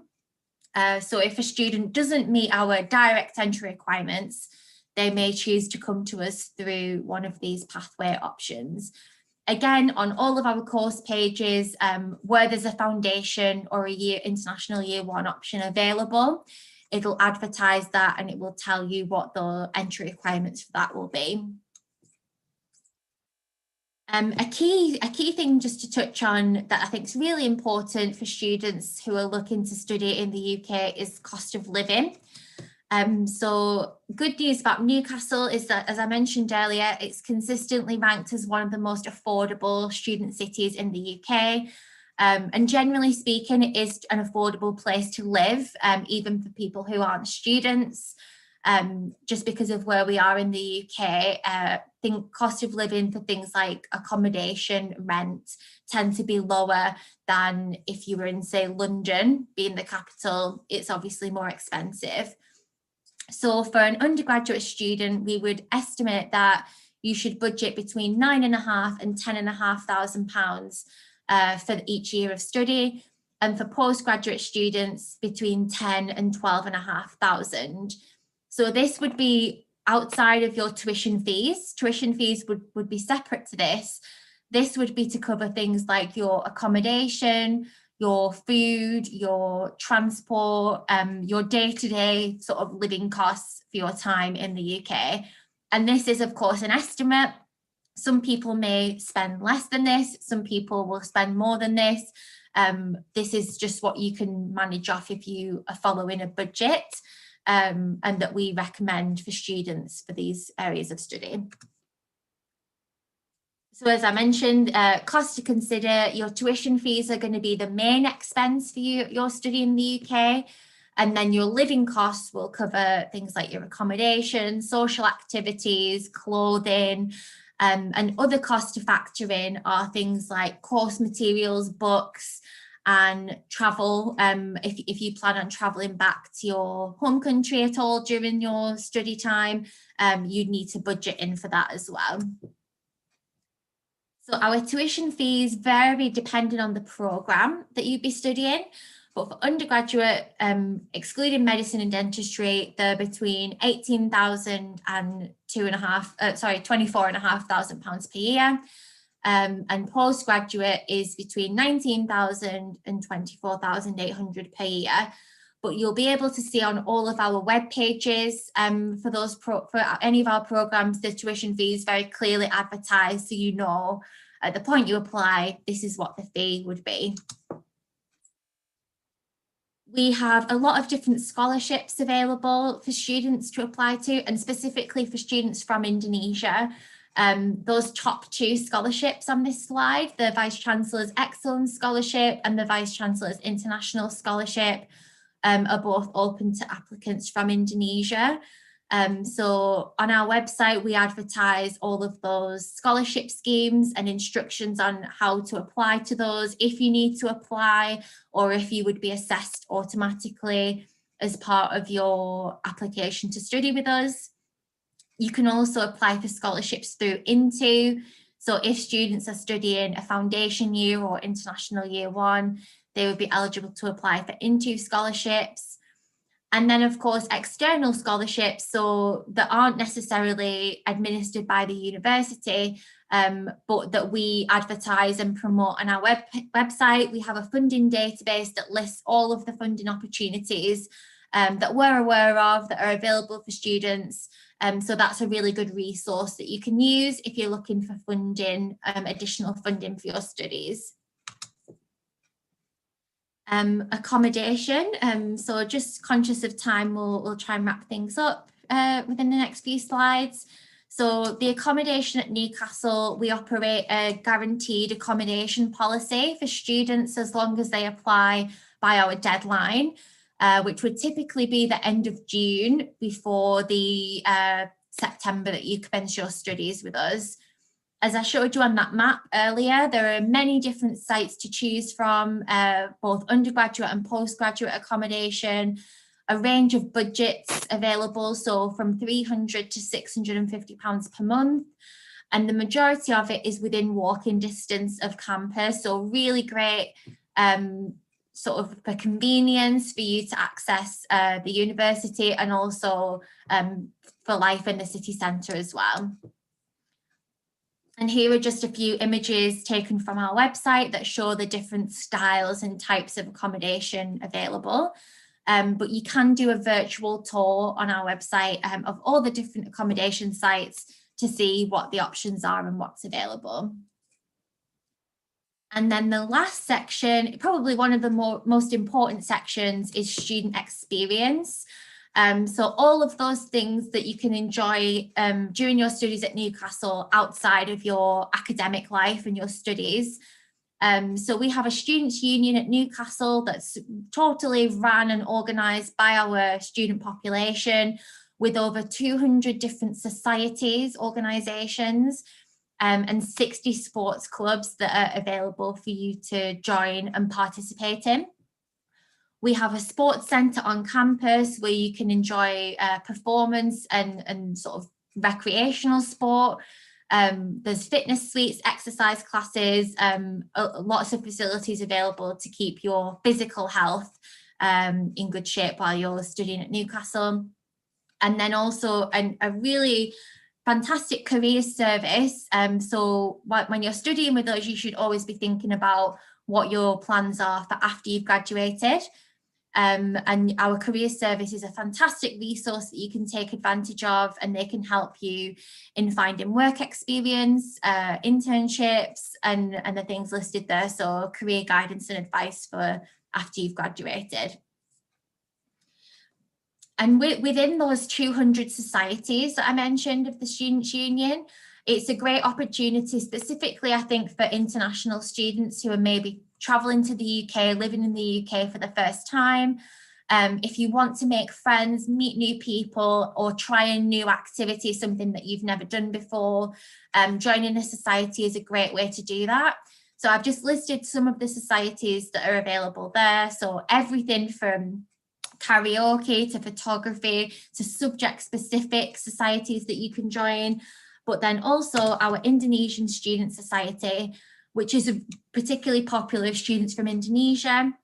And it's a great way for students to meet fellow students who've travelled from Indonesia.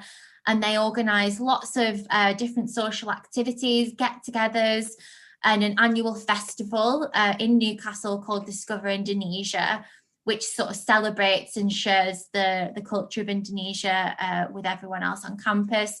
So I just thought I'd highlight that one as a really good, positive society that particularly students from Indonesia would be interested in. But you'd be able to join, or welcome to join, any society that you chose to. So that's the end of that presentation. I think I'm just within the time. So happy to answer any questions. I've just put my contact details up there on the slide. The international recruitment email address is for our international operations team. So if you've got any queries about applying to Newcastle or you've submitted an application, then that you can use the international recruitment email address, or please feel free to contact me directly. I'm always happy to answer questions or give advice to students anytime. Okay, thank you for the impressive presentation. It's really interesting and thorough information about Newcastle University.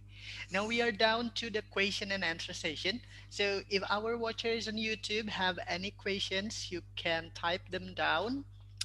Let's get started. What are the documents needed to apply for the scholarship? So for the scholarship, it depends on the scholarship opportunity that you're applying for. The two main ones that are highlighted in the presentation, the Vice Chancellor's Excellence Scholarship is an application form that you complete online, and you already have to have applied to the university for your programme and have been made an offer. So I guess the documents you need to provide are the ones that you provide with your application.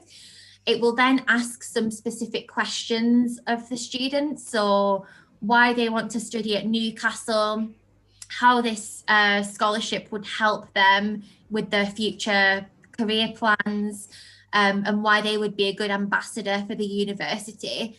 But you usually don't have to provide additional documents because we would just review the ones that the student provided with their application. Okay, thank you. Next, for PhD program, is there any expert for tropical medicine, especially on malaria or lymphatic filariasis? I don't believe we do tropical medicine at Newcastle. It's quite a specific area. Would it be undergraduate or postgraduate level the student was interested in? That's PhD level. PhD. Oh, if it's PhD, then there's possibly some flexibility in that, because as with a PhD, as long as the university has a suitable supervisor that could support the student in their research, then there's no subject or topic that's off limits. What I would recommend the student do if they're interested in pursuing a PhD in that area, they need to visit the Faculty of Medical Sciences research pages, and you can identify from those websites if there are academic staff that are studying in that kind of area, in that field, or something closely related. And if there is that, if you can see that there's some match up to what your research interests are, then you could approach them with your research proposal. So it's definitely more of an option if you're looking at PhD, but I think for taught programs, we don't focus specifically in that area. Okay, next question. Is there any transfer program for associate degree to bachelor degree for marketing or advertising program? So we do consider transfer requests into stage 2 of our program. So we don't do a stage 3 transfer. We would only consider into stage 2, and that those are assessed on a case-by-case basis, depending on the grades that the student has and the just sort of transcripts and syllabus of what they've studied to date. So if you were looking to do a transfer into a marketing program, for example, as you mentioned, you would need to send us copies of your transcripts and your program syllabus. And our admissions team could then assess whether you would be suitable for a transfer, or if they could make you an offer for stage 1 entry. So it's yes, we do consider that, but it is case by case. Okay, thank you. Next question. I took IELTS in 2018 and it would be expired on March. Does the person need to retake the IELTS test? Yes, unfortunately, IELTS has a 2-year validity period, and we need that to be within 2 years of you starting the programme. So if you were going to start your studies in 2021, you would need an IELTS that was taken after September 2019. Okay, the next one. What about if the GPA is under 3.0? Yeah, so it depends on the program that you're interested in studying, because some programs will ask for a 3.0 and some will actually ask for 2.8, depending on what the entrance requirements are. However, if you're applying for a program where we ask for a 2.1 or a 3 out of 4, and you're just below that, then we will still consider your application. Additionally, if you've got any professional work experience, that is also considered as part of your application. We look at the application as a whole. So if you may have missed the academic requirement, but you've got work experience instead, we could look at that as a combination and look at the application as a whole. So it depends how far below the requirement you are. But if you're within 1 or 2 points of what we've asked for, then I would still recommend that you make an application. Okay, the next question for Master in Biomedical Medicines. Does the person have to be a bachelor in medicine as well?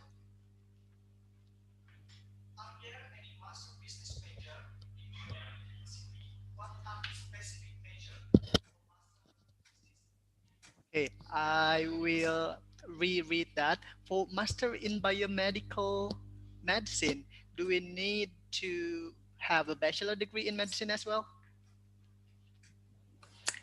So I don't think we do a master's in biomedical medicine, but typically for our masters in the medical field, then you do need to have a bachelor in a related area. It doesn't necessarily have to be medicine, but what it will do is if there's a specific masters that you're interested in, on the website, it will list the subject areas that we accept. So for example, there's some medical master's degrees where we might accept biology or other sciences. It doesn't necessarily have to be medicine. But as I said, depending on the master's program you're interested in, it will list all of those suitable backgrounds on the website for you. Okay, the next one. Does University of Newcastle accept IELTS indicator? Considering IELTS test center are sometimes closed now. Yeah, so for this year's entry for 2020, we obviously knew that a lot of students were really struggling to obtain an IELTS test. So we did begin to accept some additional tests into our sort of portfolio of qualifications. We don't accept IELTS indicators, unfortunately, as one of those. One thing we did offer this year was a test called Password, which is sort of, we get an equivalent grade to IELTS from that Password test. And that was made available for students to take free of charge with ourselves as a university. So I would recommend, if you do apply to us and you are struggling to obtain an IELTS test, you can contact us and let us know, and we can advise you of what the suitable alternatives would be. But for this moment in time, we don't accept IELTS indicators, unfortunately, no. Okay, talking about pandemic, how is the teaching and learning activity there now? So in Newcastle, we started our term a little later this year than we would do in previous years, to sort of allow for these impacts of COVID to play out a little longer, and to make sure all our students could get here safely. So we're currently delivering a blended learning model. So students who have to be on campus, who need to be taught in person for their particular program, are able to do that, but in a very safe and managed way. Whereas in the teaching delivered online. And our academics in all of our schools have worked incredibly hard over the past 6 or 7 months to develop that online platform and learning experience for students. So while it is different than what we're used to and what we're used to delivering, it is something that students are giving us positive feedback on, and that for the time being, at least, people are getting to have that experience.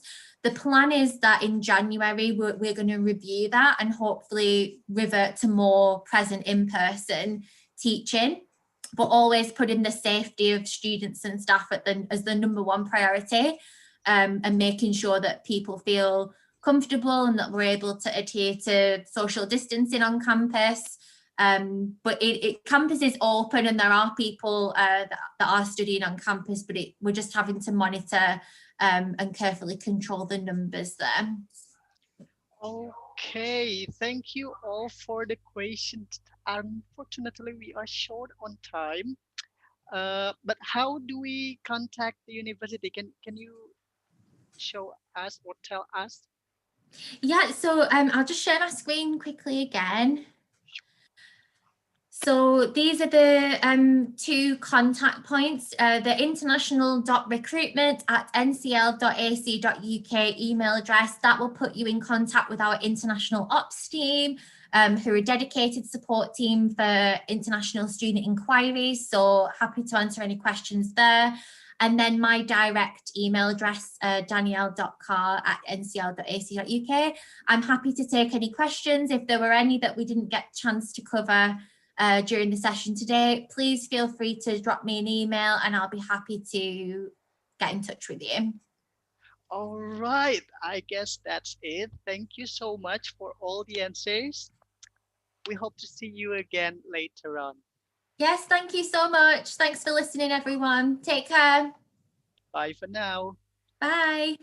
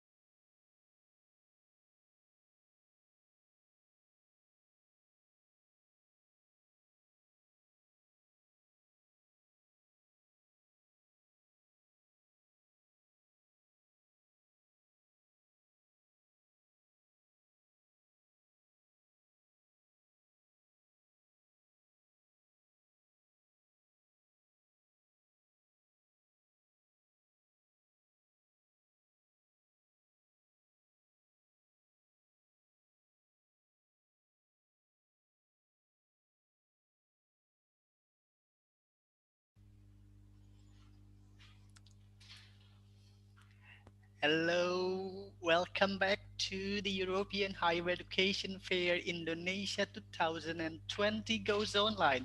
This is Institution Webinar Series. My name is Lukman and I'm going to be moderating this webinar. The last session will be represented by Nottingham Trent University. Please stay tuned until the end of this webinar because we will hold a question and answer session. If you have any questions about the presentation or anything related to Nottingham Trent University, you can submit your questions in the YouTube's comment section anytime throughout the presentation. And now I would like to welcome the representation from Nottingham Trent University. The time is yours. Hi, thank you very much.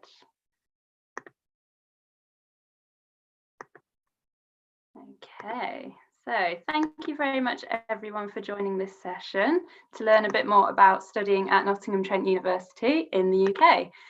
My name is Rebecca and I'm the representative for Indonesia at NTU. So what I'm going to do in the session is give you a bit of an introduction to the city of Nottingham, Nottingham Trent University itself, tell you a bit about our courses, scholarships, what student life is like here, and then hopefully I'll be able to answer any of your questions when we get to the end of the session.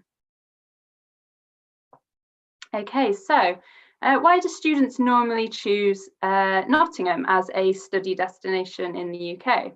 So one of the main reasons is that Nottingham has a really good location right in the centre of England. So we're in an area called the East Midlands. So you can see the big dots in the middle of the map there is Nottingham, so quite centrally located. Most of the major cities within the UK are within a couple of hours of Nottingham. So that includes London. So London's just under 2 hours on the train. And it's quite easy to get around to the other cities like Manchester, Birmingham, the places with the international airports, things like that, all are very accessible from Nottingham. It's also one of the biggest cities in the UK. So another reason that students choose to come here, it's a big city with a big student population. So about 60,000 students in total studying in Nottingham at the two universities. And Nottingham is also one of the UK's most affordable cities. So it quite regularly ranks in the top 10 of most cost-effective places for students to study and live. So your living costs, eating out, your accommodation, things like that are all really reasonable costs in Nottingham. So those are some of the reasons that students will choose to come and spend their time in Nottingham for their studies. And it really is a great student city. So as I mentioned before, there are 60,000 students in Nottingham, and that's at the city's two universities. So there's a really good environment for students, lots going on, a really great atmosphere. It's one of the UK's youngest cities. So we actually have more under 30s than any other city apart from Manchester. So a really young, youthful population, which means there's always lots happening and lots to do in terms of the student lifestyle within the city. So whether it's culture and history that you're interested in, museums, galleries, art house cinemas, whether it's sports, Nottingham's great for sport. We have restaurants offering things from all over the world. Nightlife is really great in Nottingham and it's really good for shopping as well. So there's always lots going on. And you can see here that in the most recent Sunday Times survey, when they looked at the best places to live in the UK, they describe Nottingham as fun, funky and affordable. So hopefully that kind of sums up some of the things that I've just told you about Nottingham. So why do students choose to come to Nottingham Trent University? So here are a few of the reasons that students will come and study at Nottingham Trent University. So we were recently awarded the University of the Year award by The Guardian.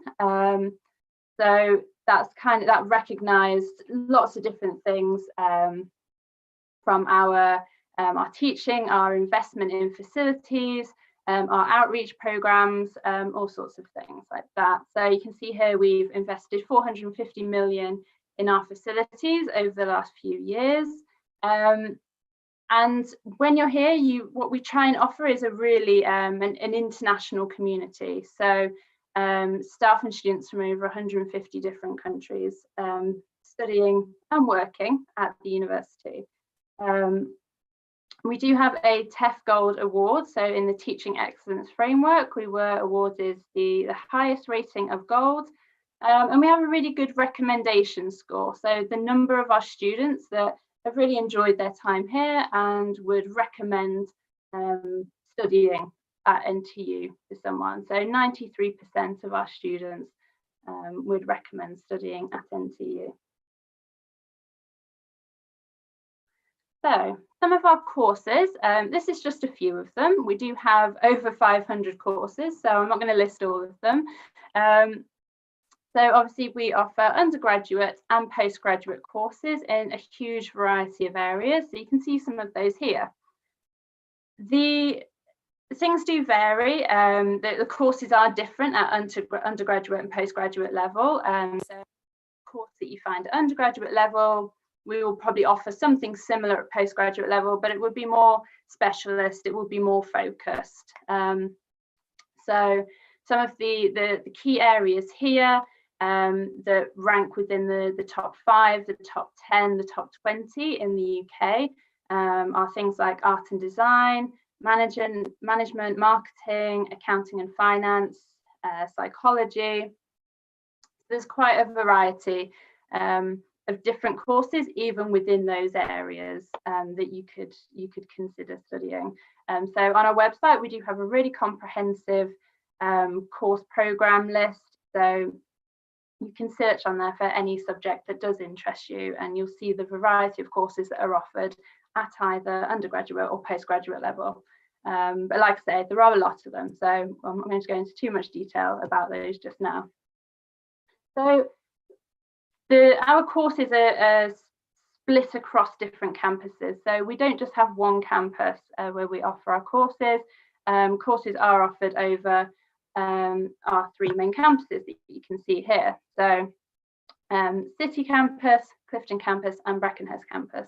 So at the top of the screen here, you can see a link to our virtual tour. So we have a really comprehensive online tour of our campuses. So you can look at our teaching spaces, our facilities, our accommodation, things like the libraries and restaurants. So if you're interested in having a bit more of a look around at the campuses, obviously while it's not possible to visit and to be on campus, the virtual tour is a really good option if you want to sort of get your bearings and find out what our campuses are like. So I'll tell you a little bit more about each of the campuses because where you study will depend on the subject that you're studying. So our City Campus is our biggest campus. So just over half of our students are studying on the City Campus. So of about 30,000 students in total, just over half of them are on the City Campus. So they're in some of our bigger schools, which are things like the Nottingham Business School, the Nottingham Law School, the School of Social Sciences, and the School of Art and Design, just to name a few. So we have quite a few schools on the City Campus. So if you're looking at one of these courses, you're going to be primarily based on the City Campus for your teaching. And the campus has everything, offers everything that students need in their student life, for their studies and for their outside of their studies. So we have accommodation on campus, we have the Students' Union, there's a shop, there are bars and restaurants, we have gym and other sports facilities here, and then we have our main central library here as well. So that's City Campus. As the name suggests, it is on the edge of Nottingham city centre. So you're not far from all of those things that we talked about before, about what's on offer in Nottingham. When you're on the City Campus, you're only about a 5-minute walk from all of those things. So it's a really great location, living essentially right in the city centre. We also have our Clifton campus, so a bit of a smaller campus, not as big as the city campus. So about 8,000 students studying here, and a few less schools as well. So 3 of our schools are here. So the School of Science and Technology, Arts and Humanities, and the Institute of Education. So Clifton campus is about 15 minutes out of the city centre. So you know, it's a bus journey or a bike ride to get out to the Clifton campus. It is kind of out in the suburbs area of Nottingham. And it's a bit more of a student village than the city campus. So the city campus is a bit more spread out across a large area. The Clifton campus is more, like we say, more of a village feel. So it's a bit more contained and everything's in a bit of a smaller area. But just because it's smaller, it doesn't have any fewer facilities than the city campus has. So everything that the city campus has is also on offer here at the Clifton campus. So again, you have your accommodation, you have the Students' Union, cafe, library, and lots of sports facilities at Clifton as well. So most of our main sports facilities are based at Clifton. So if you're a sports person, if you play a sport for a team, you're probably going to spend a bit of time out at Clifton practicing with those teams for those sports. And then our third campus is the Brackenhurst campus. So this is definitely our smallest campus. It's home to just one school, which is the School of Animal, Rural and Environmental Sciences. So the Brackenhurst campus is a bit further again out of the city. So it's about half an hour or so on the bus out of the city centre. So any of the subjects that are around the animal sciences, geography, ecology, conservation, zoology, all of those courses are based out here. And this campus is, it's our farm essentially, and outdoor classrooms. So the teaching is very practical and hands-on because you've got all this amazing outdoor space where teaching can take place. You know, out in the countryside. So it's a really, really lovely campus. And again, the same facilities are reflected here as you get on the other campuses. So just on a slightly smaller scale, but you still have the accommodation option, so you can still live on the campus here. You have your own Students' Union and a library and so on. I've mentioned the libraries on each campus. They are 24-hour spaces, and they're not just you know, they're not just for going getting your books out for your study. A lot of our computing facilities are based here. A lot of our private study areas, so the spaces you can book out for your group study, they're all here, and lots of really helpful staff here as well that will help you with whether you need help with referencing, finding particular papers or reports for whatever work you're doing, you know, any assistance with English, essay writing, things like that. So all of that can be accessed in our libraries. So they're really, really useful spaces to take advantage of and to use the facilities. Yeah. So something else that I mentioned is on each campus are our students' unions.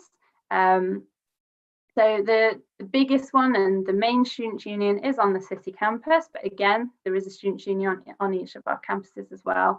So this just gives you an idea of the space and the facilities that are in each student union. So you can see here on the city campus, we do have the big gym, and we have the bars, restaurants, cafes. A lot of this is social space, so students can come here in between their lectures, they can meet their friends for study groups and things like that. So lots of space for those kinds of things. And then we also have lots of accommodation here as well. So the space all above the Students' Union is one of our big accommodation blocks as well. So you're essentially right in the middle of city campus. So you're living within a few minutes of your classes if you were staying in this area. So the Students' Union oversee our basically societies, so all the student groups that are set up, they're run by students, but they're overseen by the Students' Union. So when you enroll at the university, you automatically become a member of the Students' Union. So you can use these spaces, you can use the facilities, and you can join up to all these societies as well. And it's something that we do encourage everyone to try and get involved in. There is so much, there's loads of variety in terms of the different things you can do. So you can see here the list of the different types of groups and societies that are available. So cultural, academic, other interest, faith. There's a group for sort of any kind of hobby or interest that you have. You'll definitely find something.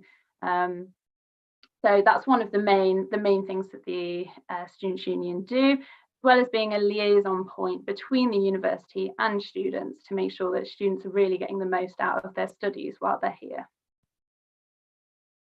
So briefly mentioned NTU Sport when we were talking about the Clifton campus. So this just gives you an idea of the sports opportunities that are available. So whether you're an elite player, so whether you're looking to join one of the performance teams and compete in the university's league, or whether you just want to play because it's fun, you want to try something new, all of those options are available to you. So Play for Fun is quite a big program that our NTU sport team carry out, so that people can get involved in sports that they don't necessarily want to play competitively, but they would like to try them. And so you can see here as well that NTU is in the top 15 at the moment of the university's league for sport. So we have lots of teams that sort of do play at a higher level as well. So one of the things that we do really focus on here at NTU is your employability and your practical experience. So in every course, we build in practical experience. So whether that's a year-long sandwich work placement, or whether it's just it might be a short 2 or 3 week internship, or it might be, practical modules built within the curriculum. There is always a way for you to get some kind of understanding and have a practical application to what you're learning. So you're not just learning about the theory and how to do something, we're actually challenging you to go and do that. So like I say, different options, whether or not that's a course that offers you a year-long work experience. A lot of the time that is optional as well. So many courses offer that, but you don't have to take that, and there would be other opportunities built in where you could get some of that practical experience. So you can see here that a really high percentage of our students do go on to either further study or a role within 6 months of graduating. So 97% of our students are achieving that.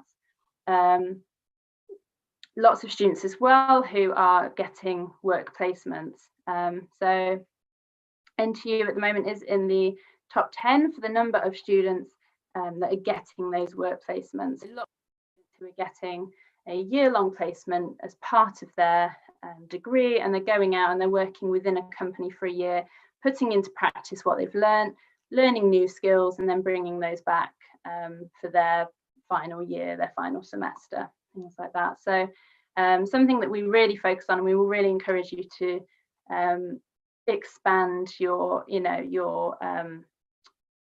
relevant work experience within the industry that you're looking to work within. So this just gives you a bit more information about the employability offering at NTU. So we have a huge employability team with specialists in each subject area. So every school has their own careers consultants and advisors. So those guys are used to advising students from particular subjects on their graduate options, their work experience options, so they can help with looking at your CV, making sure that it's suitable, helping you practice for any interviews that you might have lined up, and And they also they run a lot of international specific opportunities as well. So this is one of the really great things about the employability team, is that there is a lot that focuses on international students as well. So whether it's like I say, getting your CV ready to apply for a job in the UK, whether it's that you want to stay in the UK to work after you study, but you're not sure where to start with looking for a graduate job, tools that you can use to help you network within the UK to find those jobs. They offer all these different workshops that can help you with that, specifically for international students. Okay, so going to very briefly talk about the accommodation in Nottingham. So obviously something that everyone will look at arranging before they come and study with us. I've mentioned, as I've been talking about the different campuses, that we do have accommodation options on each of our campuses. So for many people will be living on the campus within a few minutes of where their lectures are held. But we do also have off-campus options available as well. So it depends on what you're looking for, what your budget is, all of those kinds of things. So we try and offer options that are suitable for everyone. And you can see here that the budgets, they range quite a lot of variety there. In terms of the type of place that you can live in. And for postgraduate students as well, there are postgraduate halls. So if you want a space where you're living only with other postgraduate students, we do offer that as well. And obviously when you're looking at accommodation, it's good to take into account the cost of living in Nottingham, which I mentioned right at the beginning when I talked about the cost effectiveness and how Nottingham is a very affordable city. So we advise approximately £1,000 per month for your living costs, and that includes your accommodation. So include your accommodation costs within that, and then you have an idea of what your budget for the remainder of your time would be. So the accommodation options are fairly standard, whatever budget you go for. Most of them are ensuite bathroom, so you get private bathroom, and then you share your kitchen and your living space with other students. So the picture you can see here, we've seen it before, it's of the Students' Union in the city, but that is all the accommodation in that space, that building. There's about 500 rooms in that accommodation alone, so lots of options on the campuses, but as I say, also a bit further away as well. Okay, so fees and scholarships at NTU.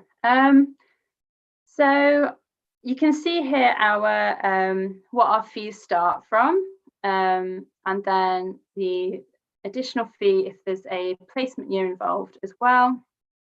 Course fees do vary, so I definitely advise looking on our website to see what fee your course does attract. They won't all be this fee. Like I say, there is variety depending on which type of course you're studying. But regardless of the type of course you're studying, if you get an offer for a course, you can apply for one of our scholarships. So you can come from any background, be studying any course, and you can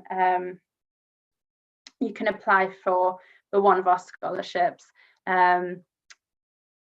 So like I say, for any subject, if you have an offer, then you can look at applying for a scholarship.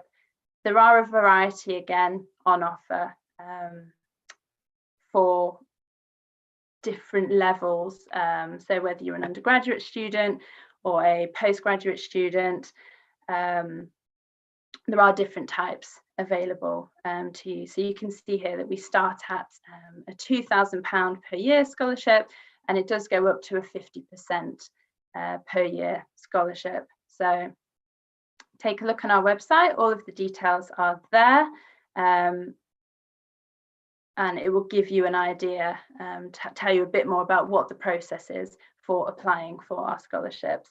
But as I say, there are scholarships available for every subject. So do have a look at those and see what's available for you and for the course that you're interested in applying for. Okay, so that covers everything that I wanted to cover to give you a bit of an introduction to Nottingham Trent University. I hope that's been helpful, and if anyone does have any questions, hopefully I will be able to answer them for you. So thank you very much. Thank you for the impressive presentation. It's really interesting to know information about NTU. And now we're down to the question and answer session. So if you have any questions, you can just type them down on our YouTube's comment section. Let's get started. So, what are the requirements for GPA and IELTS? Can you say roughly? Yeah, so for a master's degree, we're looking at most courses are probably, you need probably around a 3.0 GPA. Some are a 3.2 GPA. Some might be a little bit less. The IELTS is fairly standard through all of them. So it's an IELTS 6.5 with a minimum of 5.5 in each area. That's for pretty much all courses. Like I say, the GPA will vary slightly, but you know, within that range that I mentioned, depending on what our requirement is. And obviously some courses do require previous study in a particular area, so the bachelor's degree has to be related. And then obviously some courses do require things like a portfolio, perhaps. So if you're looking at a design-based course within the School of Art and Design, a portfolio might be an additional element as well for the entry requirements. Okay, next question. Do the PhD applicants have to submit their research proposal upon applications? I believe the graduate school do ask for that. The PhD applications are handled a little bit separately to our normal admission. So it is our graduate school that assess those. I know most applicants have usually already got in touch with the potential supervisor before with their research proposal. So it is worth looking on our research pages just to see if there is anyone there that you would like to get in touch with and to chat things through before you apply. But do feel free to drop me an email as well if you have any questions, if you want to double check anything about a PhD application, and I can always consult with the graduate school as well. Okay, there are many questions about the programs and major, but I believe our watchers can get into the website there. It's obvious on the screen. So next question, will the 2021 academic year be held online? And do you offer an online or virtual program so far? Yeah, so for 2021, obviously we're not really sure at the moment what that's going to look like. Obviously, hopefully things will be a little bit more back to normal, and we'll be looking at a bit more on-campus teaching. At the moment, we have been doing blended learning. So most courses have been both online and in person, with varying amounts of each, depending on the type of course. Hopefully for September 2021, things will be back to on-campus learning, but we will just have to see how it goes in terms of the regulations and things. There are some online-only programs though, so we do have some that are completely online distance learning as well. So they're all on the course search on the website as well. So just having a look for those. If someone wants to just stay in their own country, see if there's a program that's offered online. Okay, next question. We have LPDP scholarship from Indonesian government. Is NTU one of the listed universities? I assume they're talking about the LPDP. Yes, correct. Yeah. No, we're not currently on the list for LPDP, I'm afraid. Okay. Next question. If we are interested to apply, what are the documents we need to provide? Okay, so the main documents are so that we can assess your academic qualifications, obviously. So your transcripts and certificates from either your degree, or if you're applying for an undergraduate degree, transcripts and certificates from your diploma or your A levels, anything like that, if you have already had them.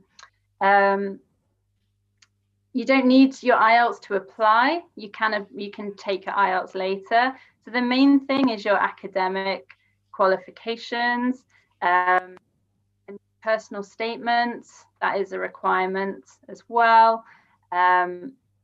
As I mentioned before, there are some other requirements for some courses. So it's always worth checking the entry requirements section on the course page. As I mentioned before, portfolios. If someone was applying for a fashion design course, we wouldn't be able to give any kind of decision until we had seen the portfolio. So we would need the academic qualifications plus the portfolio as a minimum. So it varies a bit by course, but those are the main ones that we would need.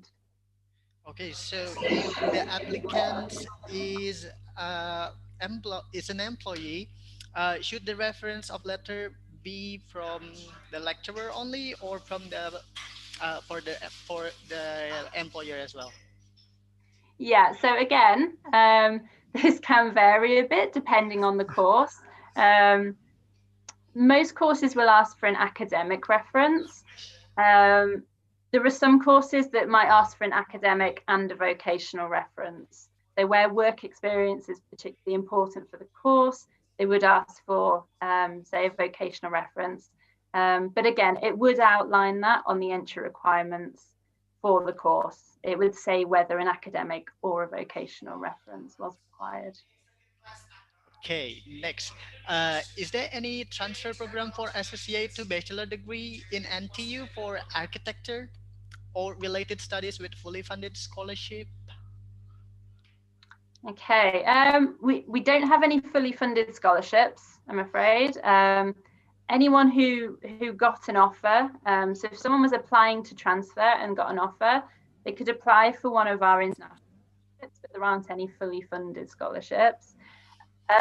In terms of transferring, it's something that we will always look at on basically a case-by-case basis. So again, we would need to look at transcripts and get an idea of what the studies have been so far, and then we would see whether we could consider a credit transfer. Okay, next question. Are we applying to NTU via UCAS? Oh, sorry. That's fine. I heard the person said that I heard the application deadline is in January 2021. If the person's diploma will still be issued on June or July 2021, can the person still apply in January? Yeah, so if you yeah, so they're obviously referring to the UCAS deadline, which is typically in January. So what you can apply obviously with pending qualifications. If you haven't already achieved your qualification, you can apply and tell us that that's what you're currently studying, and that your graduation date is in the summer. And then what we would say is, we might make an offer on the basis that you do achieve a particular GPA, so that when it came to the summer and when you graduated, you'd get your GPA, and then you'd know whether or not we would be able to offer you that place. Okay, the next one for Master in Innovation Management and Entrepreneurship, is it more academical or practical, and what kind of final project will the students have on their dissertation?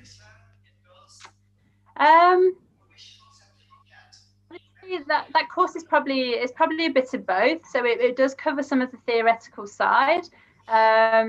But the idea of that course is to help students who have a business idea, is to help them to begin to get that off the ground, essentially. And that's what your final project could be related to as well. So some students might come into that course, they'll come into it with a business idea that they want to develop, and that's what you're working on throughout the year. So that's usually what the project is focused around, is that there's already kind of a basis to what you're doing, because you've already got that kind of entrepreneurial mindset, and you kind of have an idea of the kind of business that you want to develop. So. Okay, I want to know more about the city. What diverts Nottingham to other cities in the UK? Sorry, can you repeat that for me? Uh, I want to know more about the city, how Nottingham is different to other cities in the UK. Okay, yeah, so Nottingham is quite I think because Nottingham is technically one of the biggest cities in the UK. As I mentioned sort of at the start of the session, it is one of the UK's biggest, but it's actually quite a nice compact city. So it makes it really easy to get to know people, to be part of the community, to get around the city and to kind of explore everything while you're here. And one of the things that probably makes it a little bit different is I suppose like the creative side, and it has quite an individual. It's quite difficult to explain. There are areas of the city where we have lots of, like individual independent shops, businesses, restaurants, and cafes. And they're the kind of areas of the city that make it stand out and make it different to other cities. They're the things that are quite unique to Nottingham, little places and little areas of the city that you wouldn't find in other places. And obviously, we have Robin Hood, which other cities don't have. So That's exciting. Robin Hood is what makes us unique. Okay, it's almost the end of our session. There's still a few questions left. What would be the biggest challenge for international students, especially the ones from Southeast Asia?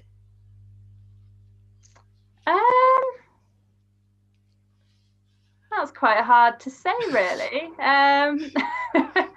I suppose the biggest thing is probably the time difference and being so far away and getting used to that. I don't think students have any difficulties with integrating into the city, into the university. The city, as well as the university, has a really great international population and lots of different international communities. So getting used to where you're living and getting involved in the community isn't a problem for students. I would say the thing they probably is the biggest challenge is, like I say, the kind of feeling quite far away from home. But with technology now, it's it doesn't really make too much of a difference as long as you get the time the time difference right. And probably, I don't know, maybe getting used to some of the unusual British things that students always mention, like how polite we are and how we like to queue everywhere. So cultural things, I think, that probably are a bit of a shock at first, but you soon get used to them. Okay, thank you so much. I guess we're at the end of our session. Thank you so much, Rebecca Tinker from Nottingham Trent University. I hope we can meet again later on. Yeah, very much. Thank you for everyone that's joined us, and thanks for your questions as well. It's been great. All right, then. Thank you. thank you everyone for watching this webinar series. We'll meet again tomorrow. Have a great day. Bye for now.